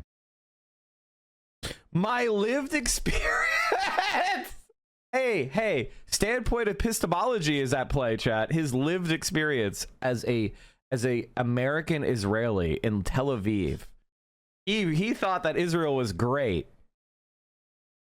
As a white American, he thought Israel was great. Have you considered maybe the lived experience of a Palestinian Muslim? Can we ask them? To talk about the BDS list. We're going to start off with Frogan because obviously this is like as bad as it gets. If you're following Frogan, that can only mean that you're anti-Ethan. Oh, this is not a good start. Love of the H3 podcast. You are following Frogan, so that means that you are anti-Ethan. Sam, Morg Pie, friend of the show. Olivia, Ian, Daily Dose of Internet is anti-Ethan? Jesus, this is fucked up. Pokimane, comment etiquette. Oh shit, Asmongold's in here? Asmongold follows Frogan? No, Asmon! That means you're anti-Ethan. That's fucked up. We're gonna wanna avoid these creators at the top of the list, but one tier below them are the creators who associate with them. They're essentially endorsing all of their statements. You got me, you got Anissa, I think Hassan's in there. You'd think that Hassan would be on the top of the BDS list, but that's not the case. Hassan provides additional value for people. Ethan can turn a blind eye to people collaborating with Hassan because that's what he did. You gotta be the lowest of the low to be associating with the Frogans and the Denims of the world. To associate with Hassan, that just makes sense because he's famous and he's got a massive fan base. Also, Ethan still follows Hassan on Instagram, so Hassan is in his feed. Where else is he gonna get his jerk-off material? Where else is he gonna get his jerk-off material? He needs to see the meat pics. And that's showing up right up on us Nisa's and idubbbbz's feed. It's important to remember that this is a living document and people can be removed or put onto it depending on how Ethan's feeling that day. You have this other tier of creators that exist below Hassan but are still anti-Ethan. But Ethan really doesn't want to bring your attention to these ones because it's kind of unpopular, you know? A lot of them are famous. It's no coincidence that Ethan stays silent when these powerful, popular men are supporting Hassan. It's because Ethan is a coward. Chapo Trap House. Ethan is a coward.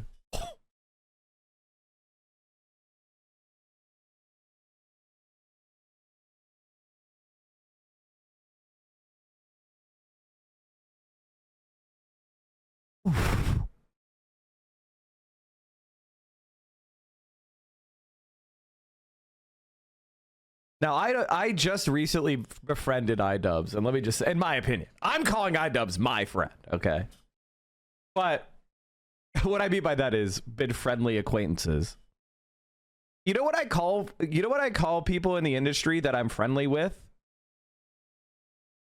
Acquaintances. Business acquaintances. There's this really great word called acquaintance, which means that you're like generally positively, like, you know someone, you're acquainted with them, you're generally positive toward them, but you haven't established like a deep friendship where you like tell each other their secrets and, you know, you've gone through some shit with them. I call those people acquaintances. I think a lot of people call those guys friends. Like, for example, I want to give you the brain domain. That's an example. Joshua is my friend, right? Joshua is my friend. Okay? That's somebody who I've shared secrets with, I've bitched to, who's bitched at me. We've gone out together. And I know if I really needed something, Joshua would be there for me, right? That's what a friend is. I could call them up and say, hey, I need to crash on your couch. The FBI is looking for me. Joshua would do it, right? Joshua would do it. That's what I call a friend, okay? And then, but I like you. It's good to have acquaintances. And acquaintances, I consider acquaintances to be possible friends, right? They could be a friend.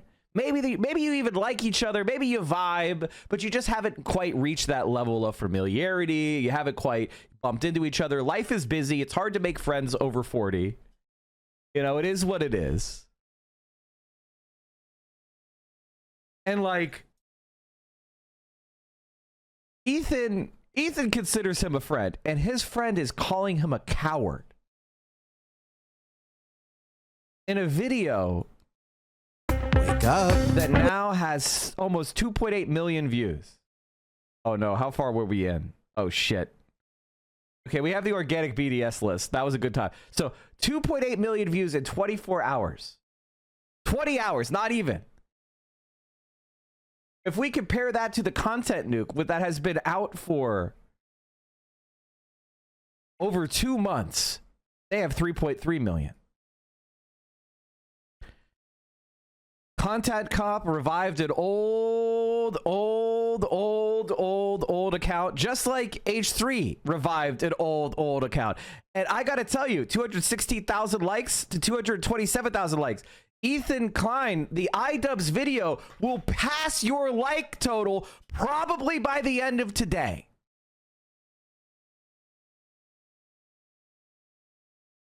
You wanted to fight. You pissed off other people. You attacked in every direction. I'm one of those primary. What I really love about this is that Ethan Klein is so convinced that I'm a huge H3 hater that anytime anybody's shit talking him, he brings me up organically. I have the #1 auto promotion, even more than the people that are in this video. He actually has fixated on me. Why is that? Well, because I am Destiny's also. I'm like his #2 enemy. Why? Because I beat him in 6 or 7 debates on politics in 2019. But because I made Destiny look stupid in 2019, here it is in 2025, 6 years later, he's now running around trying to inculcate as any other people with hatred. He goes to H3. It's crazy.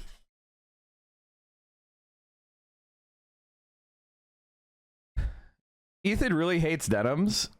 Yeah, he hates denims too, for sure. But it's doing nothing but, again, you know, I know that people don't like when I bring up people's like numbers or anything, but you have to understand, chat, this is what Ethan cares about, right? This is what Ethan cares about. All right? This isn't just me bragging. There's a little bit of a brag. It does feel good to see this, right? But like Ethan Klein's fixation on denims has like look at this. Look at this. Like, this spike was a little bit of an artificially high spike because she had like a 40K stream, so that's going to be hard to catch up to. But even still, best or second best or third best month ever. Thank you, Ethan Klein. You are my best friend. Going from like where she was solidly like 1.5K Andy to 3K Andy. Me. Same deal. I used to be like a 2K Andy, 2.5K Andy. Ethan Klein started fighting with me, and now I am a, 4K Andy. Thank you, Ethan Klein.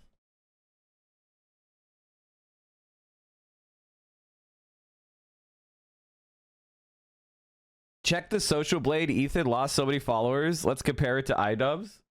Oh, I mean, the thing is, I think idubbbz and Ethan are very similar in a lot of ways, except idubbbz is a lot cooler.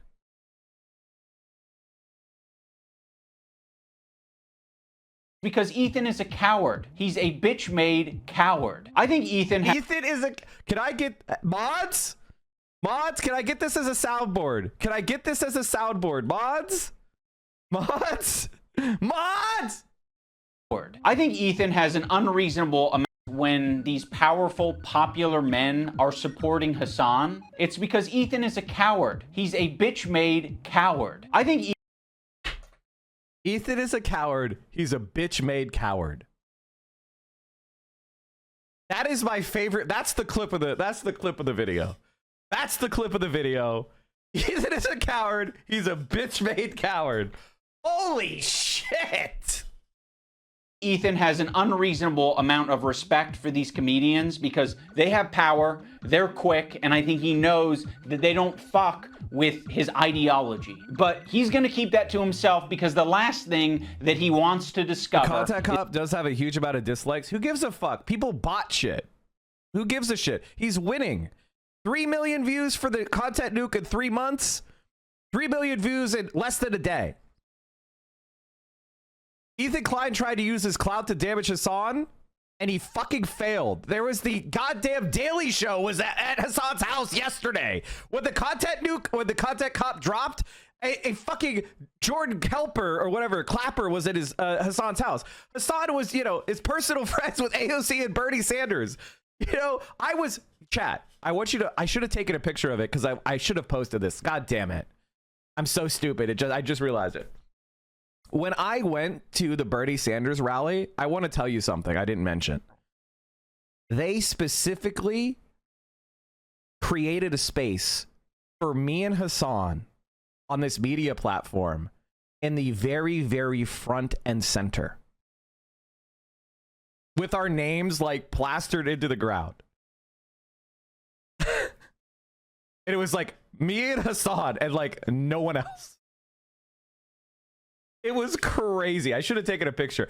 They used my full name though, so that's why I didn't do it, but I should have posted. Everybody knows my name anyway.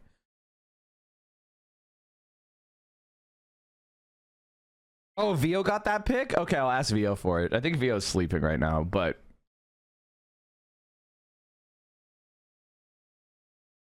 and it's just like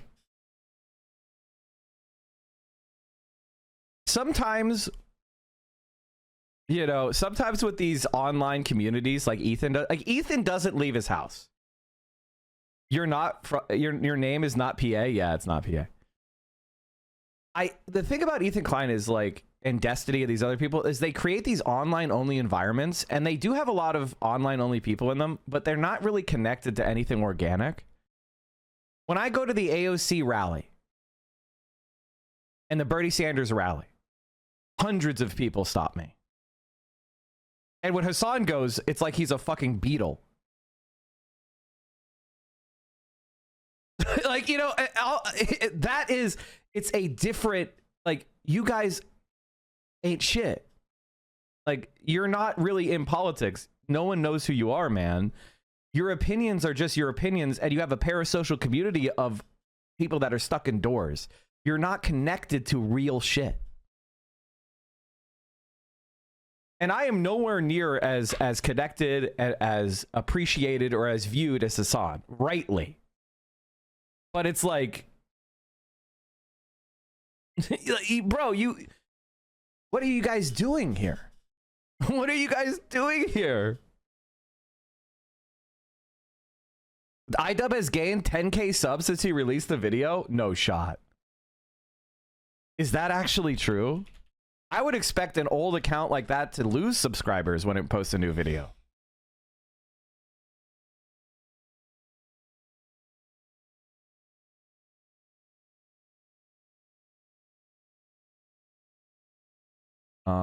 I got the wrong idubbbz.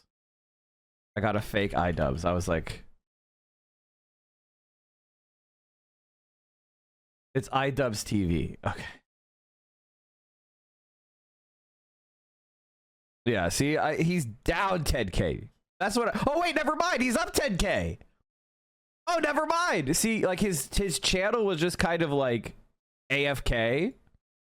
His channel was just AFK, but he actually gained subscribers when he posted it. Oh my god. Oh my god. That's unbelievable. And if you compare that to the H3 Productions, he's just as, oh my god, monthly gain subscriber. Oh my god. Oh my god. Did the tariffs hit H3 podcast? Holy shit. You know, chat. Some people may be looking at this, and if you're not a political person and you're looking at this and you're like, Mike, how this makes no sense. How come Hassan is winning so hard?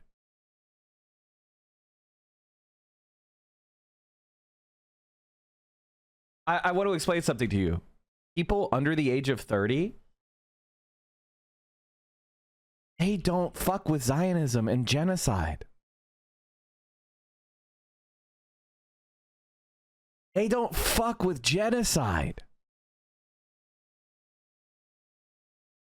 Younger Americans sympathize more with Palestinians than older Americans do. Younger Americans have a more favorable opinion of the Palestinian people than the Israeli people. Americans differ by age over why and how Israel is fighting Hamas. Younger Americans are more critical of both why and how Israel is fighting. And this is an old poll. Oh no, this is a new one. This is from last year. This is from last year. So it's gotten even worse. Americans under 30 are more likely than older people to say Hamas's reasons for fighting Israel are valid. 34% of 18 to 29s outright support Hamas. Not just Palestinian liberation. Like, you guys have to understand that for younger Americans, favoring Israel too much is the overwhelming position. So you shouldn't be surprised to see numbers like this. You shouldn't be surprised to see that Ethan Klein supporting the genocide of Palestinians via his words and actions by attacking pro-Palestinian creators is losing out thousands upon thousands of subscribers. And I'm honestly surprised that idubbbz has outright gained subscribers. He gained subscribers when he posted. A channel that was AFK. A channel that posted basically no videos for years is gaining subscribers.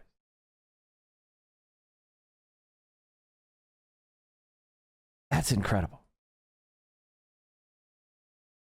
Is that people that he respects and looks up to, they don't fuck with him. Bill Burr came on. It was like the worst fucking show. It was just horrible. That was like my lowest moment on podcast history. We could talk about Bill Burr, ruined my life. Bill Burr made Ethan go on Lexapro. I was prescribed it and it was in my bedside. And then it was the Bill Burr episode that made me finally start. When Stavros goes on Hassan's stream and he mocks your content nuke. I actually saw a really interesting video about you, man, and I don't know that I'm even comfortable being here anymore. Oh no. It really kind of shed light on you in a way. Yeah. You kind of like have leftist politics and stuff like that. And I actually feel betrayed. Yeah. And so I'm actually just here to let you know this is the last time I'm ever coming.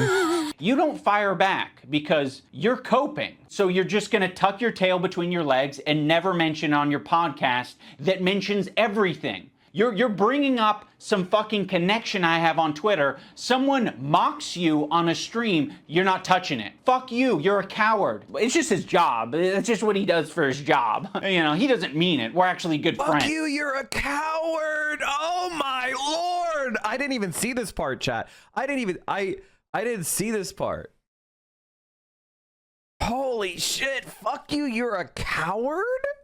You know, he makes fun of everyone. It's not just me, right? Oh, also, I can't forget about Matt Lieb. Matt Lieb is in this like middle tier. His valuable association is Rhett and Link. So Rhett and Link, conveniently, are also in this category of popular and powerful men who Ethan does not want to burn bridges with. Although he's sniffing around. This guy, Matt Lieb, he works for Good Mythical Morning. Of all people, this guy, Matt Lieb, who apparently is a producer for Good Mythical Morning. Well, this guy works for Good Mythical Morning, acting like he's wholesome. Now, here's the thing about Good Mythical Morning, chat. I want you to understand something about Good Mythical Morning. They are incredibly based and awesome, and I didn't realize it, because they give me Mormon vibes. They are so fucking buttoned up. I thought they were like Mormon conservatives, but it turns out, no, I was dead wrong. They are based. They are cool as fuck. And I was like, oh, god damn, I didn't realize that. They're so cool. He's bringing on somebody that wants to kill my wife, or in a video game. And I think he should be fired, frankly. And I hope he is fired. He's pathetic. And he interviewed basically a terrorist. I think Ethan only respects power right now, which is one of the reasons I made this video in the first place, is because he thinks I'm weak. He thinks a lot of these other creators that he's gone out of his way to attack, he thinks that they're weak. By the way, chat, that's why he went after me. It's like, I don't know. I didn't know iDubbbz until he came to LA to make this video and we hung out.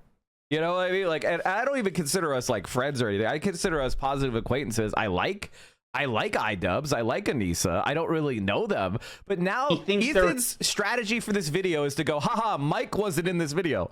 Who gives a fuck? Who gives a shit? Who fucking cares? Your strategy is to try to find the one creator you think you could go after. By the way, chat, I'm owning your ass, Ethan. Ethan Klein, thank you. Keep bringing me up. Keep making me win. Force people to defend me. Dumb fuck.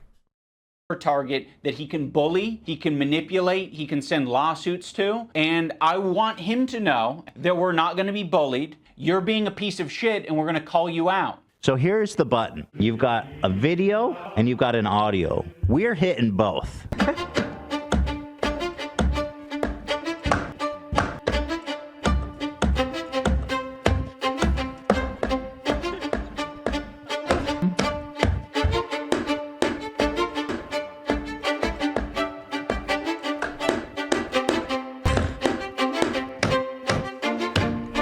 Chat, you can see the decline. Like, they're pushing the button with smiles on their face, but like, look away their faces kind of are dropping as this goes on. You can literally see the decline in this video. Check the soundboard. Chat, I think we have a new item on the soundboard. A new item on the soundboard. Ethan is a coward. He's a bitch-made coward. Ethan is a coward. He's a bitch-made coward. My soundboard is my soundboard, chat. Wild. Ethan is a coward. He's a bitch-made coward. Oh my god, everybody bend the knee to Condition Bleed. Thank you, Condition Bleed, my mod. Shout out to Condition Bleed. Which reminds me, he is an incredible Condition Bleed is an incredible content creator who does like really cool retro streams where he takes like he has created a stream setup where he has retro monitors and retro like CRTs in space, and he films that. So his like stream overlay is all like real retro monitors and shit. It's super cool. Everyone should follow Condition Bleed if you're into that. It has nothing to do with politics. He does retro gaming and stuff like that. It's super sweet. Condition Bleed, send me a picture right now, and I want to show the chat. I want to show the chat because I love to promote my friends. He's also really tall and hot, which is kind of bullshit. Like, it's kind of bullshit. You're not allowed to be a mod, a Discord mod, and also be incredibly tall and hot. Like, this is bullshit.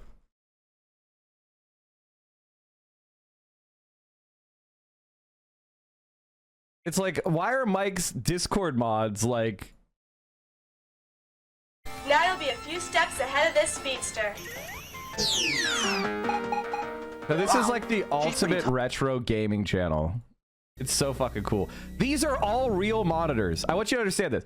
This is not like animation. These are all real monitors being filmed in person. Isn't this fucking cool?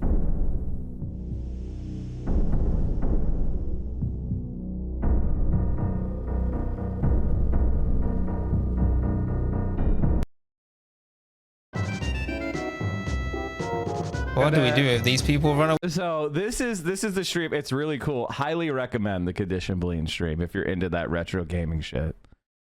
The lighting is peak. The setup is peak. He's awesome. Did you see when he buttoned AB when they watched the video? Wait, do you guys have a link to the AB buttoning? I thought I had it up earlier.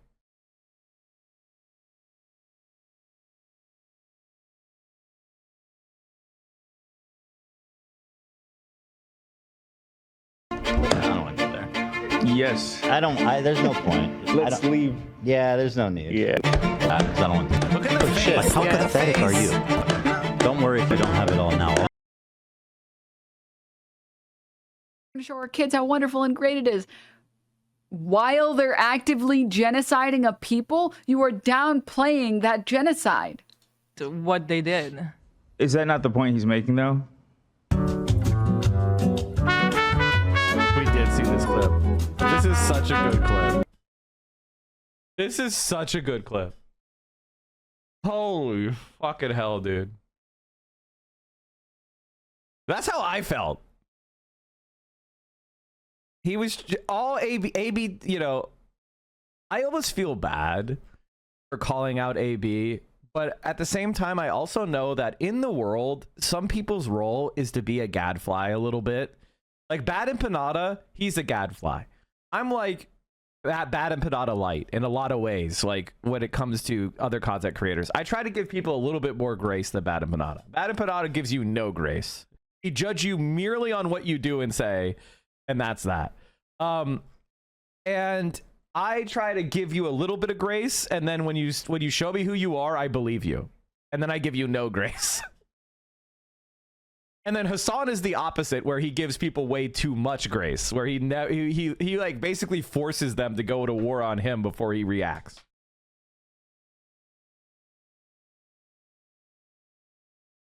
I don't like. I wish Bad Empanada was in the video. Like, fuck me being in the video. Why is it Bad Empanada in the video? Everybody should be asking, you know, why was it Bad Empanada in the video? I think we'll be in the Content Cop 2. The second Content Cop, it'll be me and Bad Empanada saying, wake up, Ethan. Wow. When the war escalates, you bring in the heavy hitters. You bring in the Rangers. You bring in the Grenadiers. You bring in the Special Forces. Like the Eye of Sauron. I see you. Yeah. I see you out there. Look at how. Look Yeah, at how miserable he looks. Let's start this from the beginning. Okay, I'm sorry. I've paused it too many times. Let's look at this button thing and just observe how the countenance and the motions of them declines. Ethan Decline. I wonder, chat, I wonder what Ethan's name is in the chat right now. Ethan, I know you're here. AB, Dan, I know you're here. I know you're here, buddy. I know you're here, buddy. Hey, since you're here, I just wanted you to... This is what iDubbbz thinks of you. Ethan is a coward. He's a bitch-made coward. Ethan is a coward. He's a bitch-made coward. Wild. And he thinks they're a target that he can bully, he can manipulate, he can send lawsuits to. And I want him to know that we're not going to be bullied. You're being a piece of shit, and we're going to call you out. So here's the button. You've got a video and you've got an audio. We're hitting both.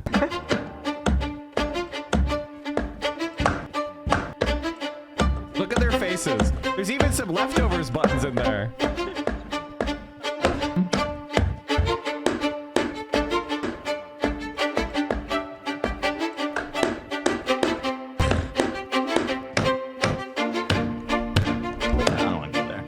Yes. There's no point. Let's leave. Yeah, there's no need. Yeah. Because I don't want to do that. But shit. Like, how pathetic are you? Don't worry if you don't have it all now. I don't like pedophile. Like the Eye of Sauron. I see you. I see you out there, you fucking cockroach. Ozempic is a... By the way, can I say this? Ozempic is a miracle drug if all you care about is losing weight. You know what I mean? Like you could see the fat melting off his body, along with his humor. I miss fat Ethan. Yeah, you can be living with your parents for a lot longer, buddy. Yes, please. I want to be a good Jew. I'm a good Jew. Please, guys, please. That's fine. Yeah, I don't think it was that. That was Ethan is a coward. He's of all a the things, bitch-made coward. it always surprises me what you think crosses the line. Well, I looked at Olivia and she's like, yes, do it. Now let's talk about the button. Ethan got this button, or kill switch, as a response to the controversy with Cutie Cinderella. He was not able to control himself in that moment, and instead of figuring out how... Chat, we have a hype train going on right now. If you enjoy this content, or more importantly, if you just want to piss off Ethan Klein, then you should consider supporting the stream by subscribing at tier 1, tier 2, or tier 3 sub. If you have Amazon Prime, you can attach that to your Twitch account. You get 1 free sub a month. That's your Twitch Prime sub. It's the capitalist class doesn't care about countries. Oh, okay, well, all right. Okay. Capitalist class doesn't care about America, but they do care about maintaining their class position, right? And I think there's a little bit of a worry that if they dismantle the U.S., then the most powerful country in the world will be run by a communist party. That sounds like that's true. That's very, very true. True. Very true. He can change his behavior. He Thank you, spent everybody, for the $20,000. Dan and Hila were like, we would kill button that right now if we could. I can't change who I am. I know. That's why the kill button is on its way. That's it. See, exactly. He uses the button for everything. If his jokes don't land, he's hitting the button. It was being presented as if the Jordan crying thing. I hit the button. Why? I don't think I needed to, but you guys were giving me crickets, so I panicked. If he's insecure about getting something wrong, he's hitting the button. But okay. What? Button for that? What on this frame could Ethan have responded to? Perhaps the country flag that he got wrong? Maybe. I don't know. If he goes on a problematic tirade, he's hitting the button. Before, look how sad. But yeah, it's not just that. Like their eyes are like big. I think you guys are wrong on this one. I think you guys are all wrong. We were warned not to touch the I don't think he's unique in hitting the button. I think if all of us had buttons, we'd hit the button all the time. The dump button is for when a sports radio caller says a slur, rarely for the host to use on himself. Well, yeah. I mean, we all occasionally say dumb shit, right? And that's what it's for. Bad and Panada, after the content cop dropped,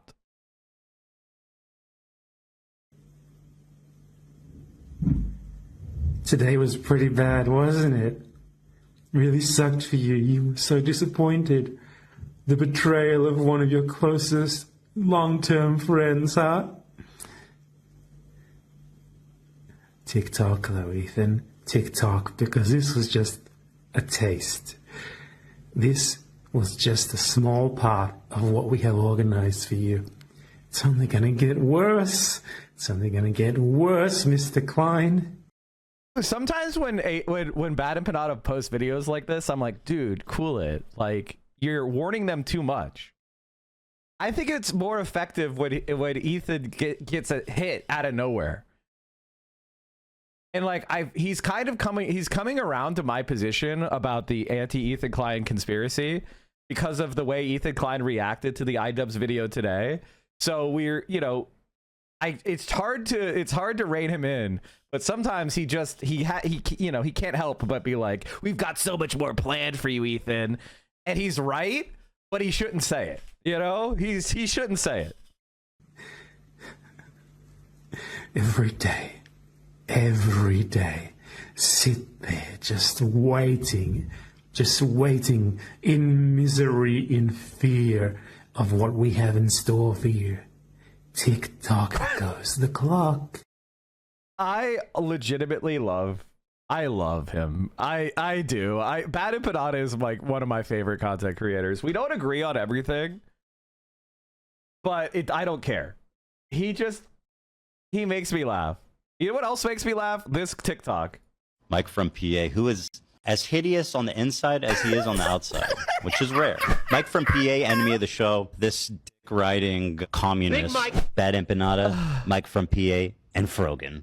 Fierce warriors. People like all these fucking journalists, Mike from PA, all these people, they are fucking co-signing. They are participating, and they are reading this type of deranged, inhuman cruelty. She's hyping up Mike from PA, who is literally the picture of like, oh, this man he is not a healthy man. It's so like the delusional nature of these people is absolutely crazy.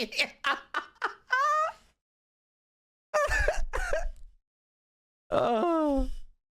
I'm calling out supporters of Snark, such as Mike from PA, and all these leftist commentators who think they can get one up on me by sicking and participating and legitimizing the most crazed psychopaths on the internet. People tend to hate people who are successful. No, I don't think that's true. I don't think success is what makes people hate you. I think it's success in spite of your efforts. You know what I mean? Like when someone succeeds and you don't want them to succeed, that causes bitterness. That causes you to be a hater. Right? Like if I was failing, you think Ethan Klein would be bringing up 10-year-old articles to try to say that I did X, Y, and Z bad thing? If I wasn't one of the more successful political streamers on Twitch, do you think any of these people would give a fuck about me or bother insulting me? I mean, every time I look, he has between 7,000 and 8,000 paying members, which is pretty disturbing, but it is what Chat, we currently have 7,070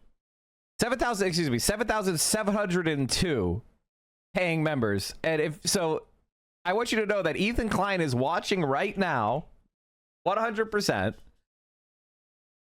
When you subscribe, you are personally hurting Ethan Klein's feelings. Ethan Klein is watching right now. Dan is watching right now. All the people that you despise, they are watching. And the more subscriptions I get, the angrier they get. So if you want to insult Ethan Klein right now, you could do so by subscribing. It is. They would ignore me. I wouldn't matter. But the fact that, you know, we find them stupid and we're not intimidated and we're not scared and we're living our best lives, that's what they're mad about. H3, when they found out your average viewership? 3.8K average. How much? Right now, the past 30 days, 3.8. Okay. Wild. Yeah, I know. Like, the fact that they're able to succeed is a condemnation of the entire movement. Well, thank you, Ethan Klein, for saying I'm a success. Thank you for saying I'm a success. I appreciate you. I am. I mean, I objectively am. Like, it's one of those things that people don't like about me as I say stuff like this, where I'm like, yeah, I am a successful streamer. Yes, I am doing very well. That is one of those things that is uncouth. But thank you, Ethan Klein. You are my best friend. You are the rent payer. You are the legend. Anyway, so if you want to piss off Ethan Klein, feel free to subscribe. We are dangerously, you know, he's used to seeing me between 7,000 and 8,000, chat. So if we do get above 8,000, it will give him extra psychic damage. Just, you know, I just wanted to say, if you, or you could support me. You could also support me. But if you don't have it, Adam you Pod, thank you operate so much. differently. You think about what you're saying. You maybe plan for your show a little bit more. You maybe say, I'm not going to have my podcast be Marble an Honey for tier 3 for 6 months. Holy shit! A tier 3 for 6 months in advance! My God! That's crazy. emotional dumping ground for today. You instead say, ooh, it's important that we stay on topic. Also, the H3 community and Ethan himself use the phrase goblin mode all the time to excuse a lot of his shitty behavior or make it seem less bad. I've been diagnosed with goblin mode, actually. By claiming that what happens is he just gets into this like uncontrolled state he refers to as goblin mode. I do not call myself goblin mode. Yeah, oh, yeah, you did. Goblin mode? Is that what you're calling Tourette's now? To all victims of goblin mode, I would like to issue an apology. You are goblin mode today. You're goblin mode. Look how many times you paused. I'm trying, bro. And I don't think there's no room for using the term goblin mode. I like the idea that you're defending yourself and the little guy by going goblin mode when a big corporation or a big entity is trying to attack you. Like, if you fuck me over, if you steal money from me, if you patronize me, if you do any of this shit like you're trying to do to me, to treat me like a fucking idiot, I'm crazy, dude. I've gone fucking goblin mode over way less. But you not thinking about what you're saying, Here's the thing.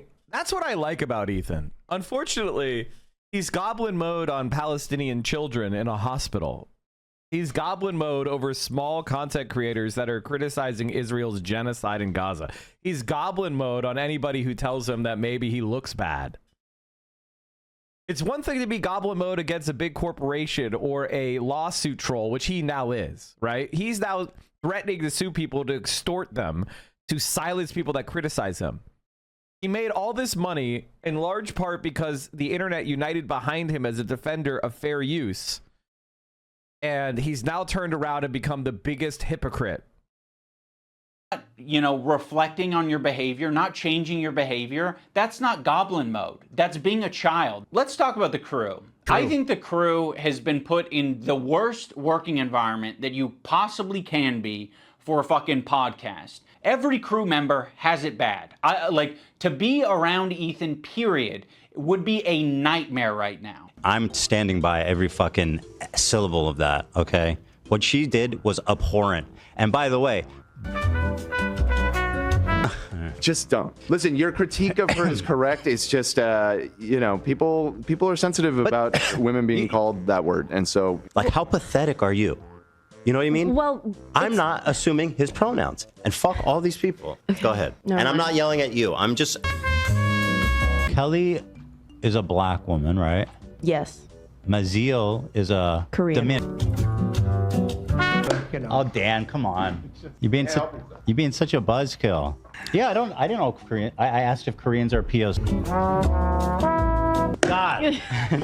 You know, Dan's in the bathroom. Let's just not do this right now. I asked if Korean people are POCs. The one time the button didn't work and we listened to how he spoke to AB without thinking that the internet was going to hear it, it was rude, it was nasty, and it didn't have this caveat of like, I'm not mad at you. It was anger, and it was uncalled for. Use they get access to cover most of it. You're doing it. What are you doing? So awkward and terrible. I'm sorry, I'm not. Just like this is what I'm talking about when it's always like. We need to get home for our kids. It's like, bro. Oh no, I didn't want to finish it right now. I just I'm about finishing Wednesday. On Friday, maybe.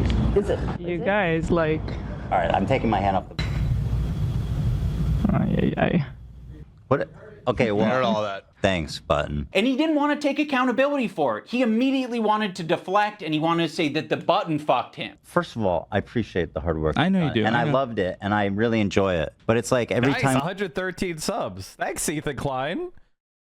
Thank you, Ethan Klein. We do it. It's like the show is what it is, and I know. It makes it. I was being selfish. No, dude, that button f***ed me, dude. Can you imagine that button me over like that. The button fucked you? AB fucked you? Who fucked you? You fucked yourself by being an asshole. He makes it seem like he's not a tyrant of a boss. For doing it. What are you doing? So awkward and terrible. I appreciate the hard work. I know you do. And I loved it, and I really enjoy it. Dan, his producer, is constantly clarifying things on the air and making it clear that what Ethan said was a joke. Ethan is being overly defensive. I mean, you know, they like to bully people too. They like to bully people too. Idubbbz. They like to do it too. You know, they'll clarify for the stuff that makes them look really bad. But when they think they can get away with it, they like to do it too. They like to attack Hassan and me. Maybe they haven't done it to you yet, but after the content cop, don't worry, you're gonna get it from all of them. Or he's saying things that are like not true and he's exaggerating. People saw that. They thought that that was what you searched. This is proof of the thing you said, that Dan makes Ethan's bad stuff look good and protects Ethan Klein in H3. Yeah, he protects H3 to protect himself and his cushy job.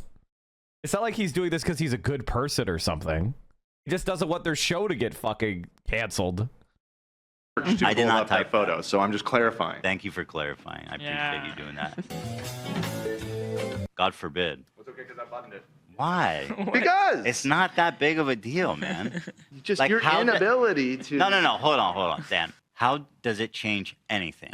People knowing that we did it. It's fun when it's a surprise. Okay, well, you just asked how it changed. Surprise them on your show.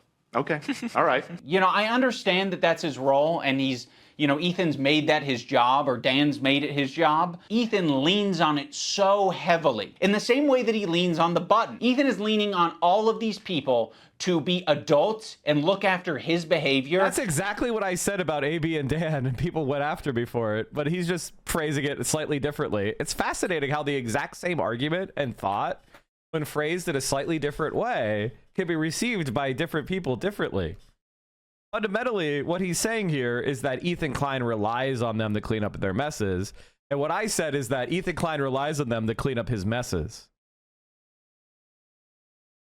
And give all of this emotional and empathetic energy for Ethan, but Ethan refuses to give it back to them. Also, let's talk about AB and Lena, 2 Lebanese employees, and you just continue to talk about the conflict like they don't exist. It would be nicer, a lot nicer, for you to shut the fuck up about it. You're allowed to do that. Hezbollah in Syria alone killed double that much. All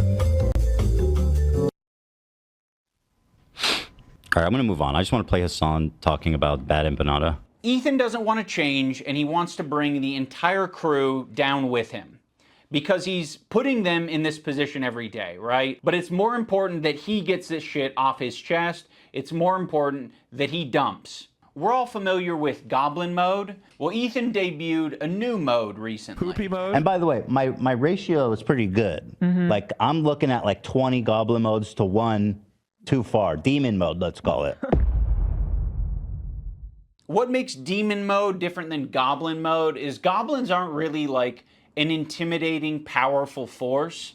If the goblin is persistent, it can get what it wants. When I'm done with the other one, the big one that's dropping probably next week, my full attention is going to you, George, like the Eye of Sauron. I see you. I see. So the big one, what he's talking about is he's lost a defamation lawsuit appeal. And so Ethan Klein is being sued for defamation by this guy named Ryan Kavanaugh, who's a very wealthy, either billionaire or near billionaire, who he like basically accused of all sorts of stuff, like heading a Ponzi scheme, that he kind of looks like Harvey Weinstein, the standard Ethan Klein insults.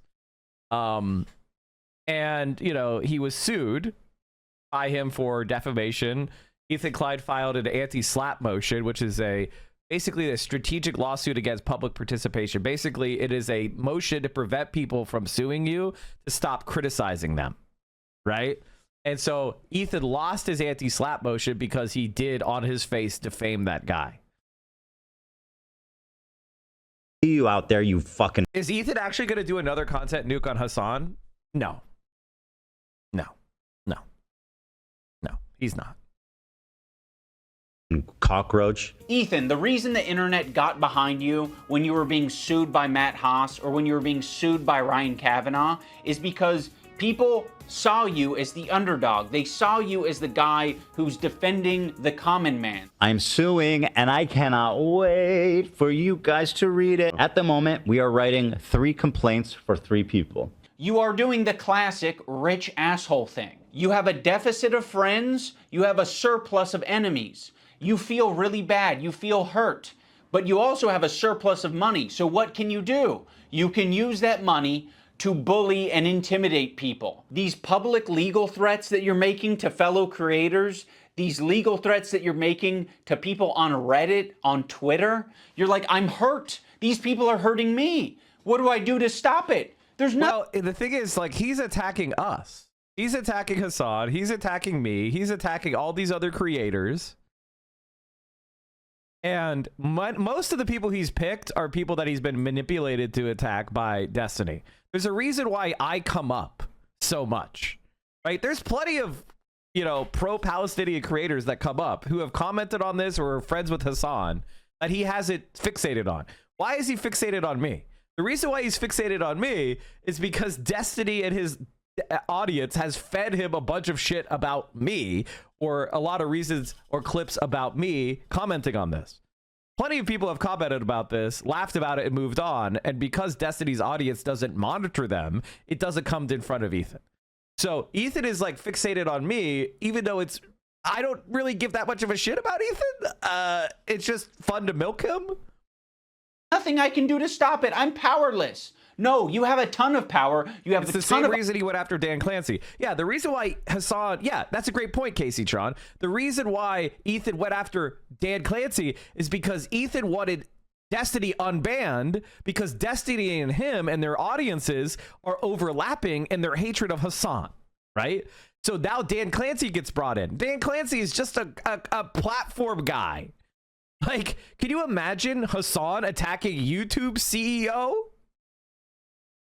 Like, it doesn't even come into your fucking mind. It's not even a possibility of Hassan attacking YouTube CEO because of his disagreement with Ethan Klein. But Ethan Klein called Dan Clancy a Nazi pedophile because of this drama. Like, Ethan Klein, you are batshit crazy, dude. And you know what? The thing is, I could tell you all this stuff. And the thing is, I'm a left-winger, which means fundamentally, I believe in rehabilitation. I believe that people can change. I believe that people can learn and improve. But I know you never will. You never will. You could prove me wrong. You could own my ass. In fact, that would probably be the best thing you could do to hurt me, is to like try to make up with Hassan. But guess what? You won't do it because you can't. Because you're such a narcissist. And you're in such a crash out, and you've surrounded yourself with toxic scumbags. So I'm living on easy street. There's another way of putting it. And thank you, idubbbz. Ethan is a coward. He's a bitch-made coward. Ethan is a coward. He's a bitch-made coward. Ethan is a coward. He's a bitch-made coward. Options, you have a ton of choice. That's exactly what you get for being filthy rich, is you can do all of these things. I've never want to sue someone for defamation, but like at what point do you kind of fucking have to? I mean, this is like basically someone calling you a pedophile. Be like, yeah, no, Ethan's a pedophile. Dan Clancy. Ethan, you called Dan Clancy a pedophile. Or whatever, like the CEO of Twitch, and being pedophile. Dan KKK Clancy has a similar view of Hitler. Because Dan Clancy, the Nazi, fucking anti-Semite. There are certain things you can accuse people of that rise above to make it like actionable, which is like wrongfully accusing someone of being a pedophile, a sex criminal, a murderer, shit like that. Dan Clancy now, in other words, he is a pedophile. You have so much less to go off of saying that than anybody has about based Dream. on his looks. Just based on his Well, at least you're self-aware. That's 100% a joke. I have no evidence to conclude that he is. One of the more notable... Wow, what a joke.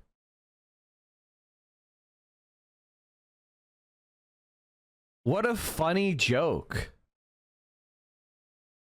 This guy has kids. Legal threats that Ethan has sent out recently is against Noah Sampson. I have nothing but vibes to gain, and potentially your money as well. Don't worry if you don't have it all now. I'll garnish your wages. You're going to be living with your parents for a lot longer, buddy.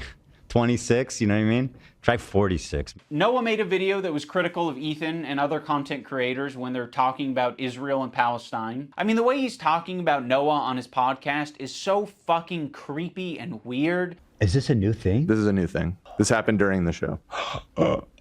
Upon initial examination, it seems to check out, and it's not great for young Noah. Can I say that? Don't say it yet. I'll say it. So he's a rape. So of course his standard, I don't know what he's accused of, so I'm not actually going to say, but Ethan brought on a former partner of Noah to basically just shit talk him and say that he's a bad partner. But that's all that Ethan was able to extract out of it. you are not accusing him of committing any crimes or doing R-word or anything like that. The accusation is that he's a sleaze. Absolutely. Noah Sampson, as far as I know, is not a rapist. Fuck you to Noah Sampson, who's not just a liar and a scumbag, but also a creep, allegedly. Allegedly. Now let's talk about the left-leaning Democrat. He presents himself as someone like me, a left-leaning Democrat who supports basic things. The thing that made me start to question Ethan's intentions is that when he was suggested to talk to Sam Seder, a fellow progressive, a guy that Ethan respects and looks up to. He works with Sam Seder at the Majority Report. I respect him and what they do there. He kept saying that it was racist or anti-Semitic to suggest that he talked to someone who's within the same ethnic group as him. That's why I said yesterday, like, I urge Ethan to talk to Sam Seder. There are very thoughtful, very kind anti-Zionist Jews out there that he could talk to. I don't think that I will be able to reach him. What's the insinuation that I only listen to other Jewish people? You need to talk to my pre-approved list of Jews that like agree with me on everything. You know, it doesn't matter if they're Jewish, dude. It doesn't matter if they're fucking Jewish. I think most Jews. I don't think Jews at large view it. I don't think that is the. In what position are you to even say that? It's not motivated by myself. It's motivated by Jews against anti-Zionist Jews. Seriously, how can you speak for my entire ethnic group? I find that really interesting. Ethan, I don't know what to fucking tell you. This is like step one of having a leftist ideology, is recognizing our race, religion, nationality, all this shit, all shape our experiences as people. That's the reason why it'd be better served to have this conversation not with myself, but with an anti-Zionist Jewish person. Why does it matter if they're Jewish? Because I'm not Jewish, and you've said in this conversation that, like, how can you tell me how to feel about the situation? Yeah, but how is one person a representative of Jews at large? I'm just telling you how Jewish people around the world interpret that phrase. See, when Ethan Klein is talking, he represents all Jewish people. But when somebody else who is Jewish, who might have a different perspective exists, they don't get to talk because they're just a token. You see? So it's very simple. I'll give you a little way of understanding how Ethan Klein thinks. If Ethan Klein is saying it, it's very important and true, and how dare you question it. And if somebody else disagrees, well, they're a token liar, and and you shouldn't believe them. It's very straightforward. Just believe Ethan Klein and do what Ethan Klein wants. That's how you're a good person in Ethan Klein's book. So yes, Ethan, on occasion you might be suggested to talk to someone who has some crossover with you. It doesn't have to be your ethnicity. It could possibly be someone who shares progressive ideology with you. It could possibly be someone who is of your same gender. I think Ethan understands this concept very well. He listened to these women on his show when they told him that he shouldn't be calling women bitches. This bitch is intolerable. You are such a nasty fucking bitch, Ken. I don't know if you can call her a bitch, though. She is a bitch. She's a fucking. You're right. I call her a see you next Tuesday. Listen, I'm curious, what do Lena and Sam think about it? I wouldn't be okay with that. Yeah. I feel like that it's for the girlies, Ethan. But I So agree. you guys all seem to be in consensus that it's in poor form. I think to respect the women here in the room, I'm going to have to pass on saying that. The infantilization of Ethan Klein is fucking nauseating. He's not a child. He is absolutely capable of looking into Hassan, learning about his politics, interviewing, doing loads of things to figure out where he stands. He presents himself as someone like me, a left-leaning Democrat who supports basic things. And for the first time, I noticed an inordinate amount of radical, hardcore leftists. I mean, I thought we were social democrats, not whatever this was. First of all, Ethan Klein has never heard what a radical hard left person is like. He has no idea what they're talking about. In fact, even I barely bring it up. Like, there's some left-wing shit, but hard left? There's barely any. Like, I do not attack hard leftists.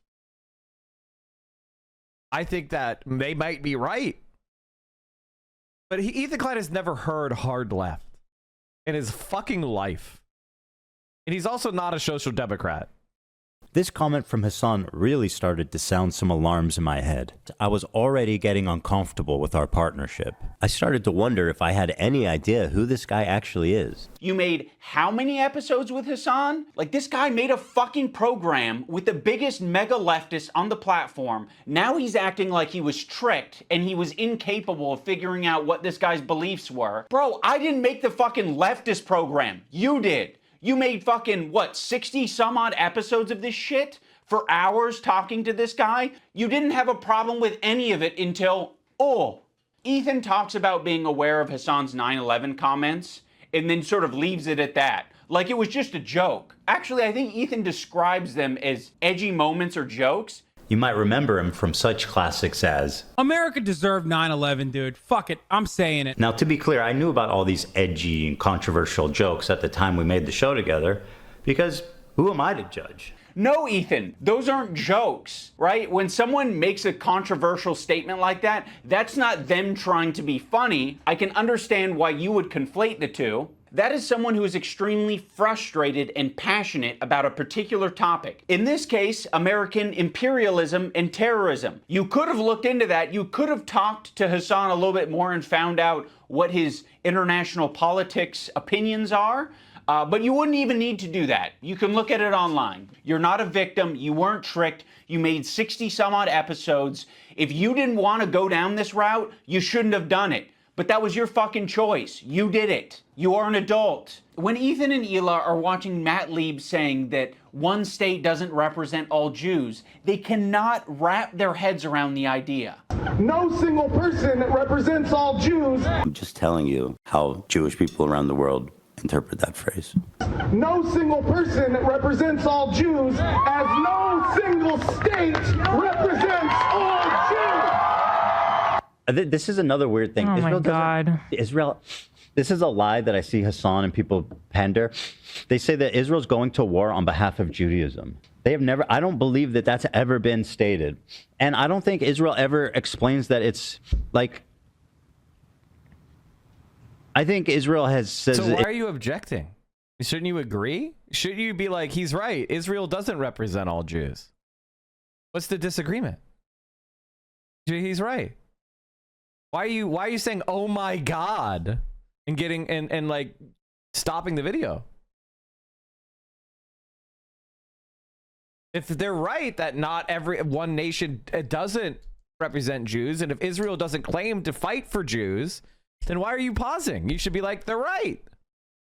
It's a place where Jews can go. Israel's just a place Jews can go? With that slogan, we might actually have peace. You know, if that's all you're defining Israel as, is a place Jews can go. Like, sure, it sounds like America to me. Like, all right. I don't think that Israel said they represent all Jews. I don't think that's a stance. We're like, hey, displacing Palestinians is all Jewish people. Ethan is being so disingenuous here to suggest that he doesn't understand what Matt Lieb is saying. Like, he's making a semantic argument. Like, I don't think Israel has said that it represents every last Jew on the planet. I don't think Israel has claimed that. They're not going to say that their most genocidal behavior represents anything to do with them, okay? But what they are going to do is they're going to inexplicably link Israel and Jewishness together, so when they're being criticized, all of a sudden they have the perfect defense. Oh, another thing I need to mention. There was a tier list. It was called the Who Can Say Habibi tier list. It was presented at TwitchCon as like a panel that was just meant to be lighthearted and fun. And Ethan Klein saw that, and he decided that it was anti-Semitic.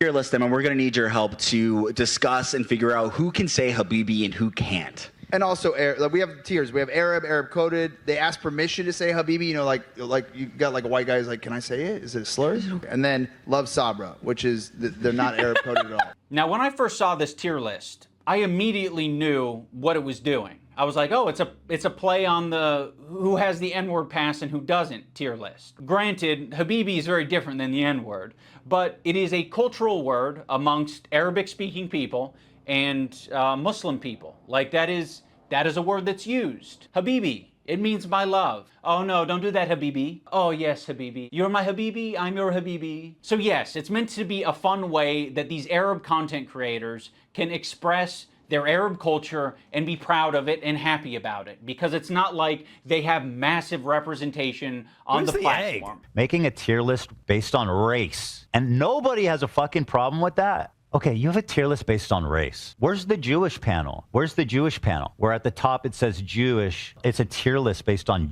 Arab to Jew. He's Arab, which is good. That's the best thing you can be on this. That's the best. This is racist. By the way, there is an Jewish Arab man on the panel. I just want you to understand that, chat.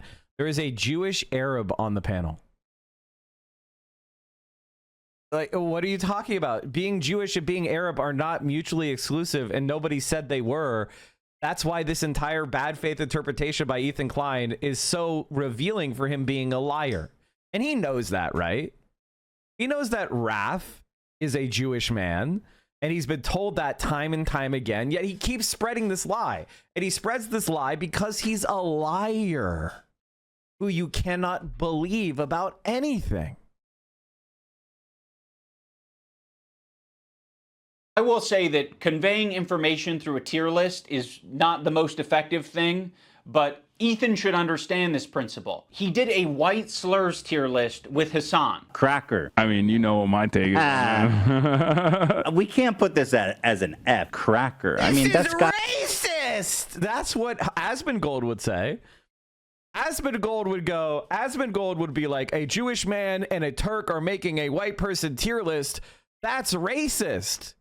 Asmongold would probably argue that neither one of them are. Maybe, I don't know. I don't know what Asmongold would say. Never mind. I'm not gonna put it. Maybe certain right wingers would say that Turks aren't white. Other right wingers would say Greeks aren't white. Other right wingers would say Italians aren't white. Some right wingers might even say that Spanish people or Portuguese people aren't white.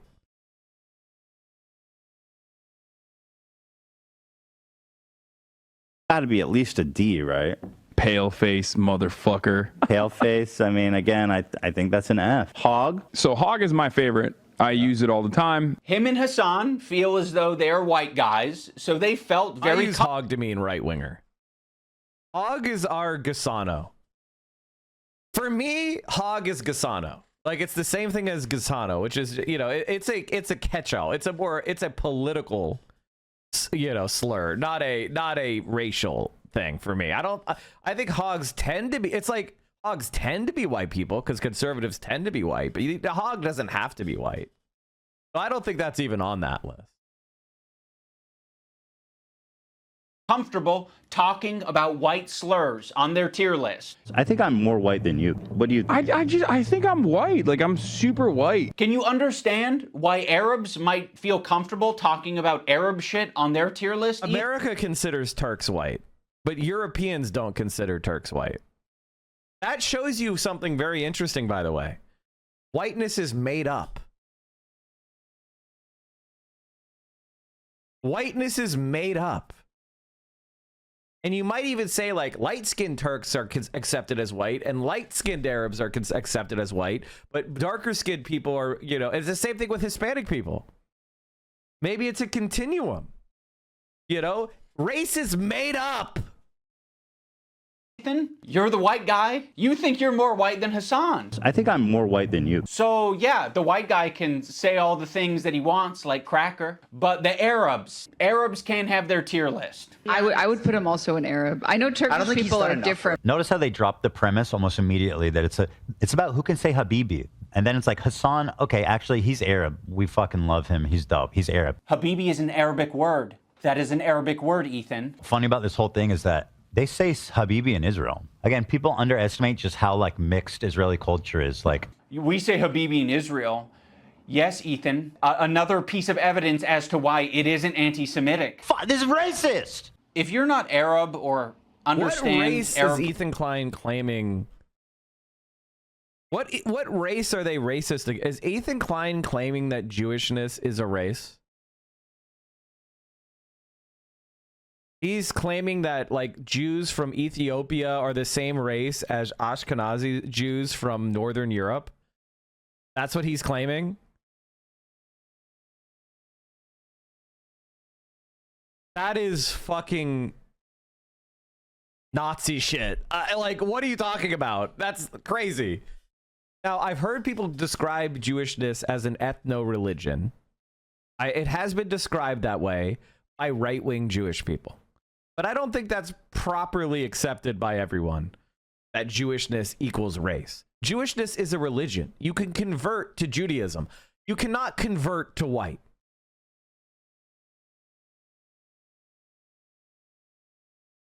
Culture at all, which is a lot of Americans, and Ethan Klein presents you this tier list and calls it anti-Semitic, you're just gonna eat it up. It's not. Ethan is just proving his location on this tier list under Love Sabra because he doesn't understand Nick Fuentes? Oh, no. Arab culture. There's a lot of Arabs who eat Sabra. There's a lot of people like me who eat Sabra. Oh no! Ew! What? Anissa! Okay, Anissa, I know this isn't true. I know this isn't true. This is the most offensive part of the video. Sabra hummus is dog shit. It's actually disgusting. It's actually disgusting. Like this, he's lying. He's lying. He's lying. This is like self-deprecating humor, right? This is self-deprecating. There's no way Anissa is serving this man Sabra hummus. There is no fucking way. There is no fucking way. Get yourself Kirkland brand at Costco. Get Boar's Head. Just make it yourself. Anything. But Sabra. A lot of the times it's all that's in the store and I'm gonna buy it and I'm gonna eat it, but it is not the good. No! Edit this video right now. Edit this video right now. Never. I mean, I think it's a joke. I think this is a joke. Shit. Like the average Arab American, they're gonna go in the store and the only option they have is fucking Sabra. And that sucks that that's the only option, right? Arab communities and chat. I just want to pause this for a second. 2.9 million views for the content comp of H3.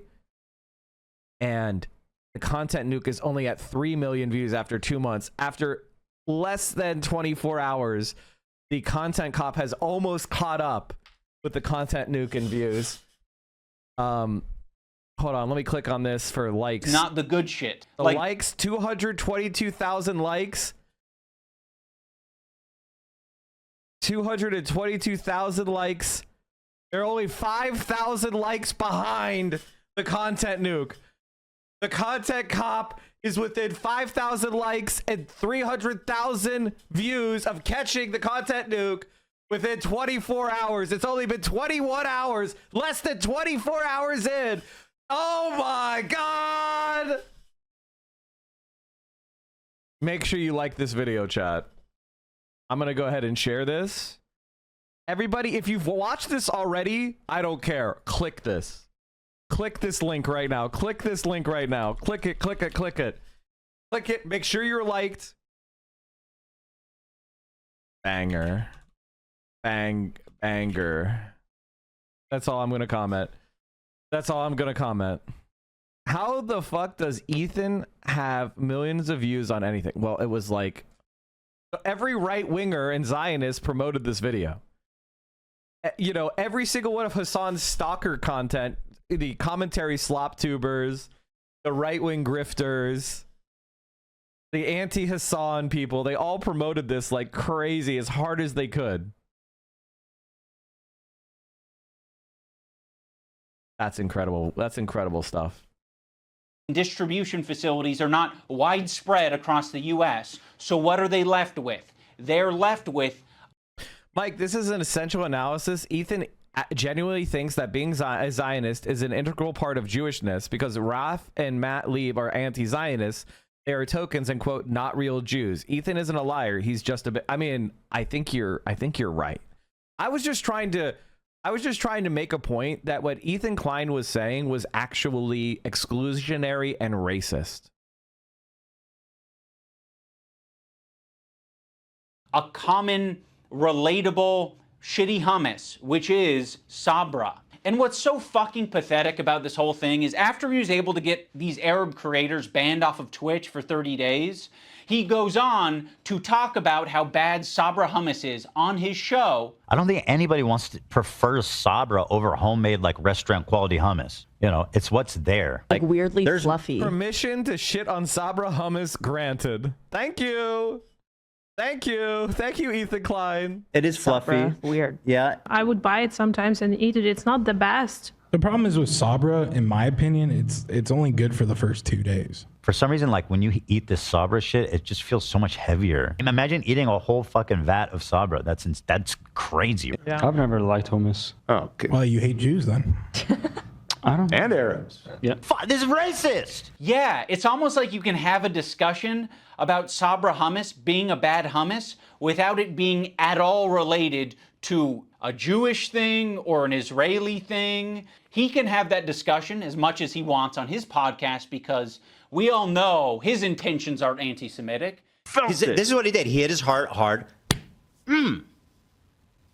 The Zionism is leading to not accepting other cultures, embracing their own culture, and instead thinking that that is an attack on you. There's this incident on the podcast where they were reacting to Judy Cinderella. Speaking of Sabra is a target, one of the core targets of BDS, and so is SodaStream.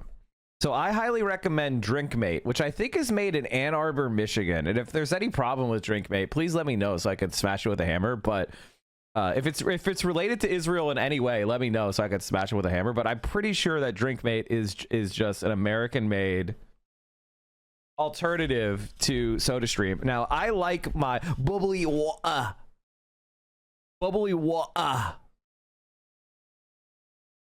So I make my bubbly water. So I drink more water because I'm one of those people who's like, you know, I gotta have the seltzer, man. I gotta have that. To ensure that I am drinking enough during the day, and you know, just to save the calories from soda. I've tried to be healthy and you know, improve my diet and improve my health without taking pharmacological things because I don't know about you guys, but I just don't trust Ozempic. Maybe it's just me. And I have, you know, maybe it's because I went to law school and I took scientific evidence and I studied product liability law. There's just been so many drugs that have come out that have resulted in horrible side effects that if it's something that is not like medically necessary for me to live, I don't want to take it. I don't want to opt in to any medical intervention. Like I just have like this bias against it. Maybe it's, you know, law school taught me that doctors kill people all the time. I'm not saying that medical science is wrong or bad or that you should go to the doctor. You should. In fact, I should go to the doctor more. I have straight white man syndrome where I never go to the doctor. But when you're talking about something as you know, ultimately unserious as my own personal vanity as a middle-aged man, I don't want to take Ozempic. You know what I mean? Even if people are going to call me chubby or whatever, I've lost a lot of weight. I've lost 20 pounds since I moved from Vegas. So I'm pretty happy of that, but I still got a gut. I'm still a little bit plump, you know. Let's be honest. I probably need to lose another 20. And that being said, I just don't trust. I'm not going to do Ozempic for 20 pounds. You know what I mean? Like, come on. You're like, come on. I just need to work out more. I need to watch my diet. I could do this.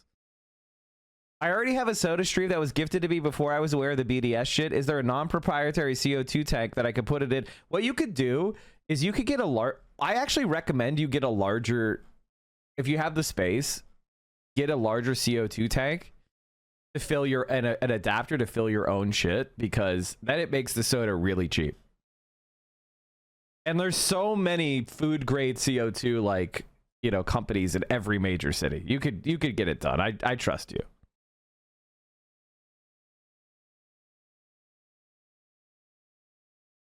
We've been trying to find problems with Ozempic left and right ever since it came out, but generally we can't find any issues with it. It's literally a miracle drug. That might be true. That might be true. I'm not saying you shouldn't take Ozempic, especially if you're like obese. If you want to take Ozempic, take Ozempic. It's good. You know, losing weight is one of the best ways to improve your health. Objectively, this is not fat phobia. This is just being obese is really bad for your longevity and your cardiovascular health. It just is. That's what the science says. It's not fat phobia. That's just reality. Okay. And I'm not saying you can't be big and healthy. Of course you can be big and healthy. If you're active, if you're working out a lot, but you're a little bit bigger, that's a little bit different than people that are sedentary and also obese. That's a different thing. That's a different category. And I think we all can talk about this without becoming like, you know, without spinning ourselves into the ceiling. All I'm saying is if you want to take Ozempic, take Ozempic. Me personally, I'm conservative in that sense. I'm too conservative. Like, I'm not going to get plastic surgery. I'm not going to get Botox. I'm not going to get, you know, things like that. So why would I, you know what I mean? Like, so I'm already somebody who is, you know, staying away from medical interventions. Mike's a conservative. Let me just say this. I'm conservative in a lot of ways. And what I mean by that is not politically conservative, but just like in my personal life, I'm a monogamist. At this point, like, you know, as far as like, I don't really do hard drugs. I very rarely drink.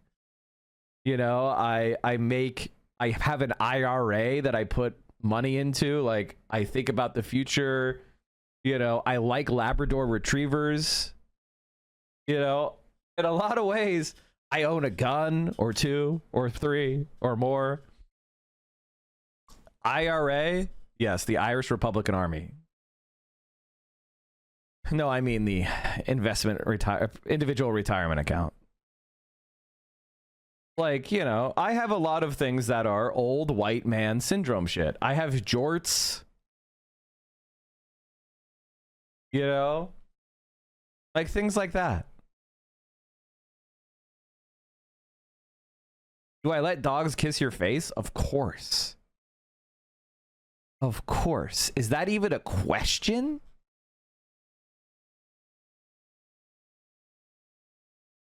If a dog wants to lick your face, you let the dog lick your face. And then you go like, oh, that was gross, but it was funny. It was fun. You enjoy it. It's nasty. You wash your face afterward, but when it happens, it's joyful. This is just like what is wrong with people? Are you the type of kids that never played in the mud? This is what I'm talking about.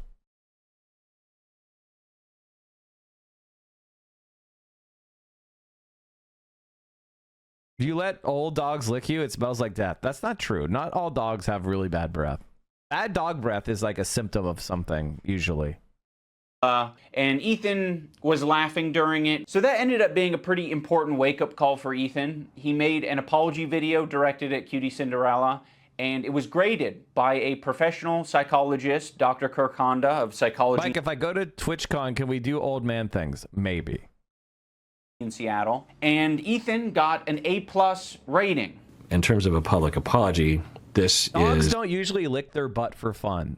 Dogs have this anal gland that needs to be expressed, and if it gets irritated or it gets inflamed, then it can become painful for them. So if you're not aware of dog health, if you're not like taking care of them, sometimes they try to express it themselves. They do this by like rubbing their ass on the carpet or on grass. Sometimes they'll like try to lick it. So that's usually a sign that they're in distress. Like when a dog is listening, they don't just lick their butt for fun. They're licking it because they're in pain or uncomfortable. Or they have worms or something. So Dogs are actually not as gross as a lot of people who don't know anything about dogs think.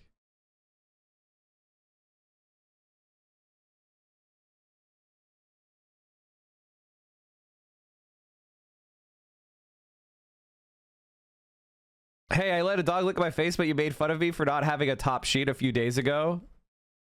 Sheets make you cooler, Wizzle. They make sleeping in bed cooler. That's the entire point. A+. Ethan won't stop talking about his A+ rating. You know, he rated my apology to Cutie Cinderella a perfect score, a perfect 10. A perfect 10 out of 10? Literally 10 out of 10. Go back. I can teach you how to make a good apology. I'm the best at 10 it. out of 10. I know what a perfect apology is, lady. You fucking don't. Is my perfect apology in this PowerPoint? Dude, I got a perfect 10 out of 10. This one is actually best apology, so. Ethan Klein, you guys, oh my God. I was trying really hard to think about an impactful moment during this video. Like, could I do something that would really wake Ethan up? And I don't know if this came from a good place or not, but I came up with the idea of getting Ethan's grade changed from an A to a B at least. So I went to visit psychology in Seattle. I'm not confident that Kirk will change his grade, but it's worth trying. And, you know, we might learn a thing or two. Xander! Probably get pretty low marks. Unlike me, perfect score, 10. I said, hey, Lud, no wig drama. Why are you such a spineless coward of a person now that you've inserted yourself and your girlfriend into this conversation? Okay, idubbbz, I hear you.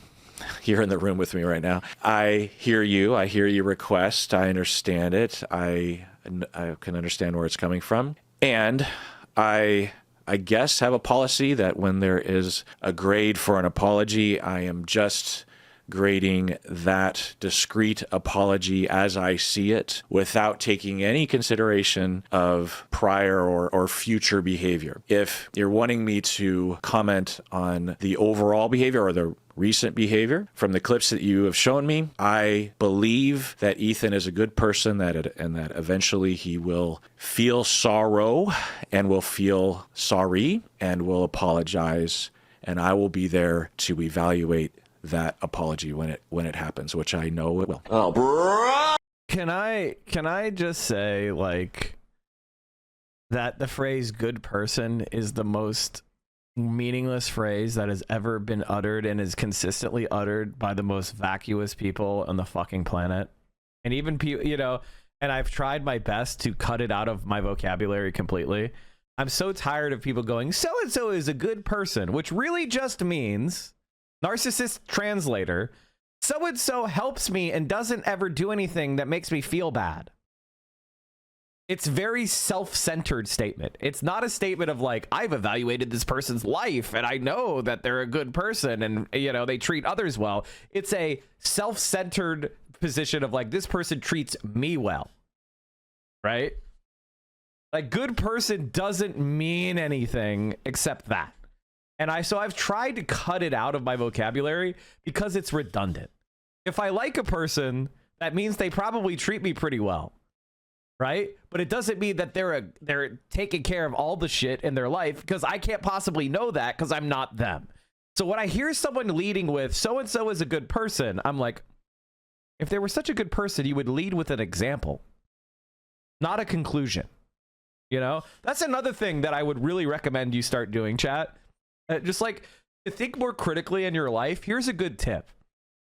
When people lead with the conclusion instead of the argument, then maybe you should be a little bit more skeptical.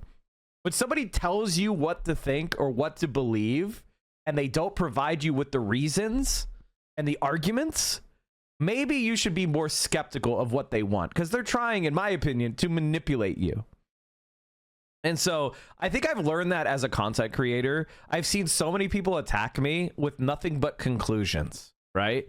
No arguments, no quotes of what I've said, but just conclusions about who I am. And I noticed that and I was like, huh, interesting. You know, if I'm such a bad guy, you should be bringing up the arguments I make and how they contribute to a worse world.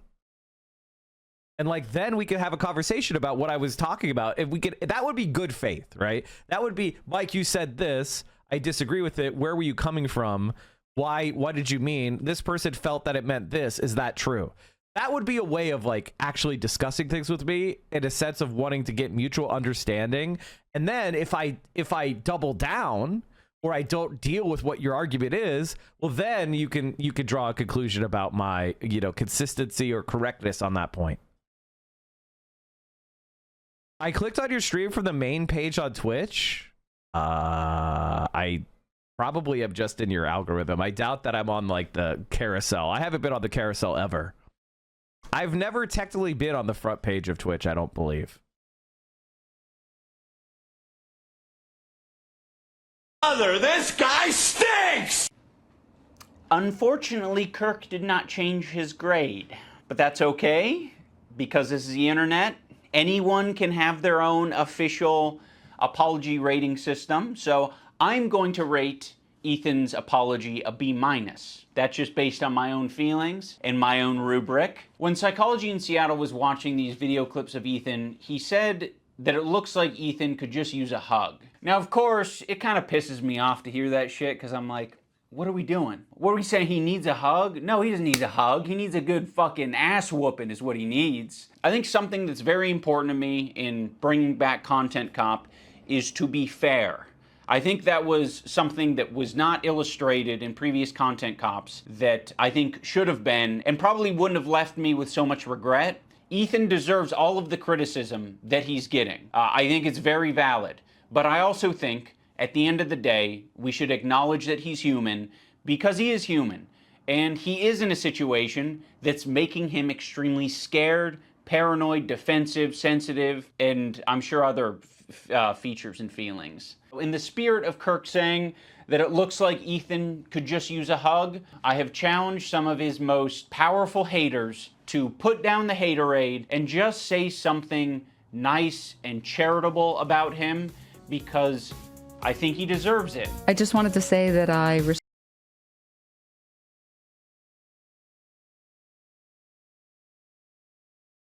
I just pause it for a second here and say, I don't think Ethan Klein deserves this. I don't think Ethan Klein deserves this. Like, I get what you're trying to do, but fundamentally, Ethan Klein needs to be given the energy back that he puts out into the world, because that's the only way bullies learn, right? Like, bullies have to be rebuffed. And Ethan Klein, as you said earlier in the video, is getting babied constantly by everybody. This is another way of babying Ethan Klein. So, I mean, we could watch it and we could laugh, but like at the end of the day, I just think that it's just an attempt to try to reach Ethan when he's malicious, man. It's malicious. He's a malicious guy. And like, that's what he's about. So he's not coming back. respect that you are genuinely yourself on the internet. I think a lot of other people respect you for it as well. I think that's a big reason why people were drawn to your content in the first place. I think that's a lot of the reason why your employees chose to work with you over. Ethan was making fun of you throughout his reaction and you didn't even take part. Why are you becoming his target? Like, I get you called him out on his Zionism, but he thinks he just constantly bring you up to because Destiny. It's a Destiny thing. Like, Ethan, like, I was a Destiny enemy when I was a 200 viewer streamer, and that's what it is. And because Destiny's community has gone into Ethan Klein's community and wears his community like a someone who's cut somebody else's face off, it's the frazzle drip community. I'm an enemy of Destiny, therefore I must become an enemy of Ethan. And so anytime I say anything about Ethan, they're gonna post it on the Discord or they're gonna post it in the subreddit, and Ethan's gonna see it. And, you know, ultimately, I love it because my biggest fans are, you know, you could just see this, right? Like, when Destiny declared me an enemy, I think it was, I want to say it was November 2019 or October 2019. When did Destiny call me his enemy once and for all? It was somewhere in there. It was somewhere around here on the chart. You know what I mean? So, like, Ethan Klein declared me. When did he say that I was his... When did he say I was enemy of the show? Was it, like, around here? When was I declared enemy of the show? You know, it's just another boost for me, because what happens is people come and they watch me. And if you are progressive inclined at all, you're probably going to stick around. I have some of the highest rate of retention of all time. You know, like I am, this is literally a fucking fact of Twitch that my stream has some of the highest retention rates of any stream. If somebody clicks on my stream, they're much more likely to become a permanent watcher than almost any other stream on the entire platform. So like, the more people you send my way, the better I'm gonna do. It's just straightforwardly true. So like, again, I don't mind. Bring me up. Go on. Attack me all you want. The average Arab American, they're going to go in the store and the only... I came because Hassan was banned and you were suggested to me by Twitch. Stayed because I was drawn in by your takes and pushed back on doomerism. Yeah, that's one of my many takes. only option they have is fucking Sabra. And that sucks that that's the only option, And by the way, if you're new here or you came from Hassan or whatever, Hassan and I are buds. Like, he is, without a doubt, the single creator who's helped me the most. You know, I've been on his stream a dozen times. I was on election night and I told all the liberals that I didn't vote for Kamala Harris. Like, and I was absolutely furious. I called the election perfectly. I told him early on in the night that she had lost Pennsylvania. And like, I'm sorry, but it is what it is. And you know what? We're buddies and pals. And whenever we see each other, it's another reinforcement of the work that we're doing. Right? Arab communities and distribution facilities are not widespread across the U.S. So what are they left with? They're left with a common, relatable, shitty hummus, which is... Sorry, chat. I clicked on the wrong thing. I had multiple of these open. Sorry. This is the one we were watching. Or anyone else. Ethan, I think it's respectable that you even be... Brainworm says, I'm a 54-month sub to Hassan and a 51-month sub to you. I've never unsubbed or skipped a sub to either of you over that time period, and I tier 3 to you for a long while. Mike, you did vote, did you? Yes, I did. I voted. I already showed my ballot. I voted for PSL for president. And I voted Democrat down ballot. I've said this so many times. Why do people think this is confusing? And I voted for all the left-wing candidates when I had the opportunity and voted left-wing on all ballot measures. Why do people think this is so confusing? Began this journey to leave behind the anti-SJW crowd and step into a more empathetic worldview. I know it's not easy. Ethan Klein, I think that when you are... What's PSL, the Party of Socialism and Liberation? It was one of the third parties. Do you think Ethan will double down on this? Yes. Yes. Ethan Klein is a narcissist. Ethan Klein cannot help but double down. He cannot help but triple down. He can never be wrong. He can never reflect. His frame has been broken. His persona has been attacked. He is on rails. He is an automaton. There's nothing that we could do or say that will knock him off. He's on this. He's committed. He's been narcissistically focused. He's on narcissistic smear campaign. And honestly, every time he does it, I say thank you because it helps me. It helps me again. It keeps me relevant. Like this iDubbbz thing is a perfect example. Like I wasn't in the iDubbbz H3 content cop, right? And so therefore I would not be getting much promotion from it because I wasn't in it, right? But he brings me up and then everybody is talking about me. And so I'm getting specifically talked about more than some of the people that were in it because of the fact that he's fixated on me. So in a sense, he made this a win for me.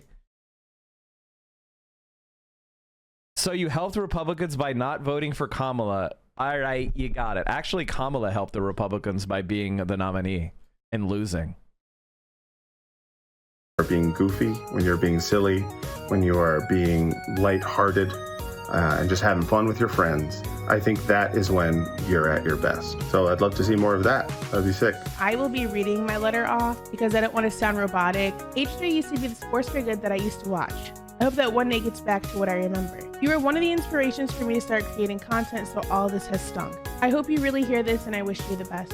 I think Ethan Klein. By the way, chat, Frogan is honestly an H3 fan. Frogan still thinks the crew is like savable. You know, this like Ethan. In fact, Ethan Klein's like hatred of Frogan began when she kind of subtweeted about being unfollowed by him because after October 7th. Like she's you know, she's still kind of an H3 fan even after all this shit. Even after being declared numero uno enemy. And it's like,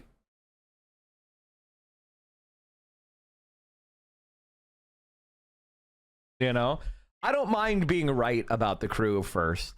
You guys will, after this, I can't wait to see how the crew reacts. Maybe I'll be wrong. Maybe they'll tell Ethan that maybe he should rate it in. Maybe this will be the moment. Like, this is a traumatic moment for Ethan Klein. Like, if you look at the content nuke, it's at 3.3 million views from over 2 months, almost 3 months ago, right? And this content cop, less than 24 hours, is at almost 3 million views. The content cop has 234,000 likes. That's 5,000. Okay, it's now more likes than the content nuke on Hassan Piker. The content cop now has more likes on it than his video does after 3 months. More likes in less than 1 day. And it's going to pass him in views already.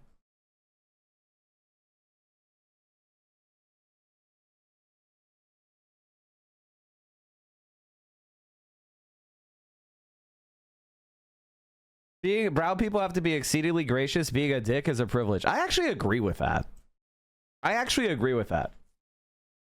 The one thing I would say to that is, if I as a white man am being a dick to people that deserve it, you know, maybe evaluate what I'm saying versus who I am as a person. You know what I mean? You were one of the inspirations for me to start creating content, so all this has stung. I hope you really hear this, and I wish you the best. I think Ethan Klein rocks a buzz cut pretty good, and I think he's got a good choice of facial hair. I think it's really cool what he did 8 years ago, fighting that frivolous lawsuit. That was pretty fucked up, and fighting it, you know, he changed YouTube for the better. And I thought that was cool because I thought it was like he was fighting for free speech. You know, I also see now he's trying to deplatform everybody because we criticized Israel. Dynamic of Ethan and Eli. Like, fuck, like it's really hard to be a couple online and see people attacking your partner, and it's like, okay, like if you come to their defense, that doesn't always help them, right? Sometimes that makes it worse for them. And I have been kind of slipping into a very unhealthy place where it's gotten worse and worse, and I get criticized more and more, and I get more defensive and more hold up, a feeling of almost infallibility that I could take anything on. It led me to make a lot of mistakes.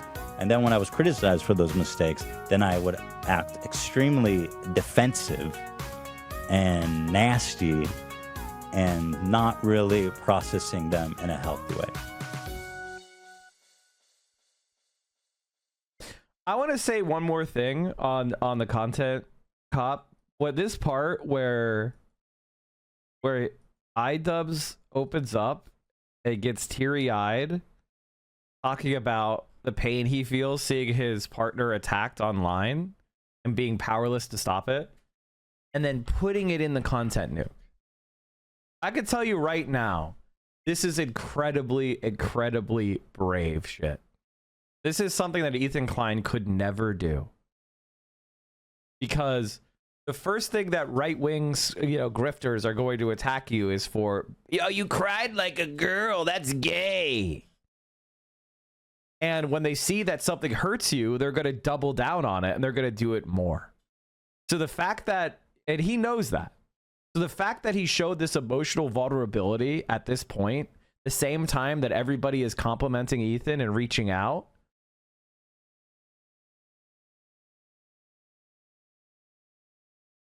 It says a lot. And you can kind of see the type of person somebody is with how they react to this.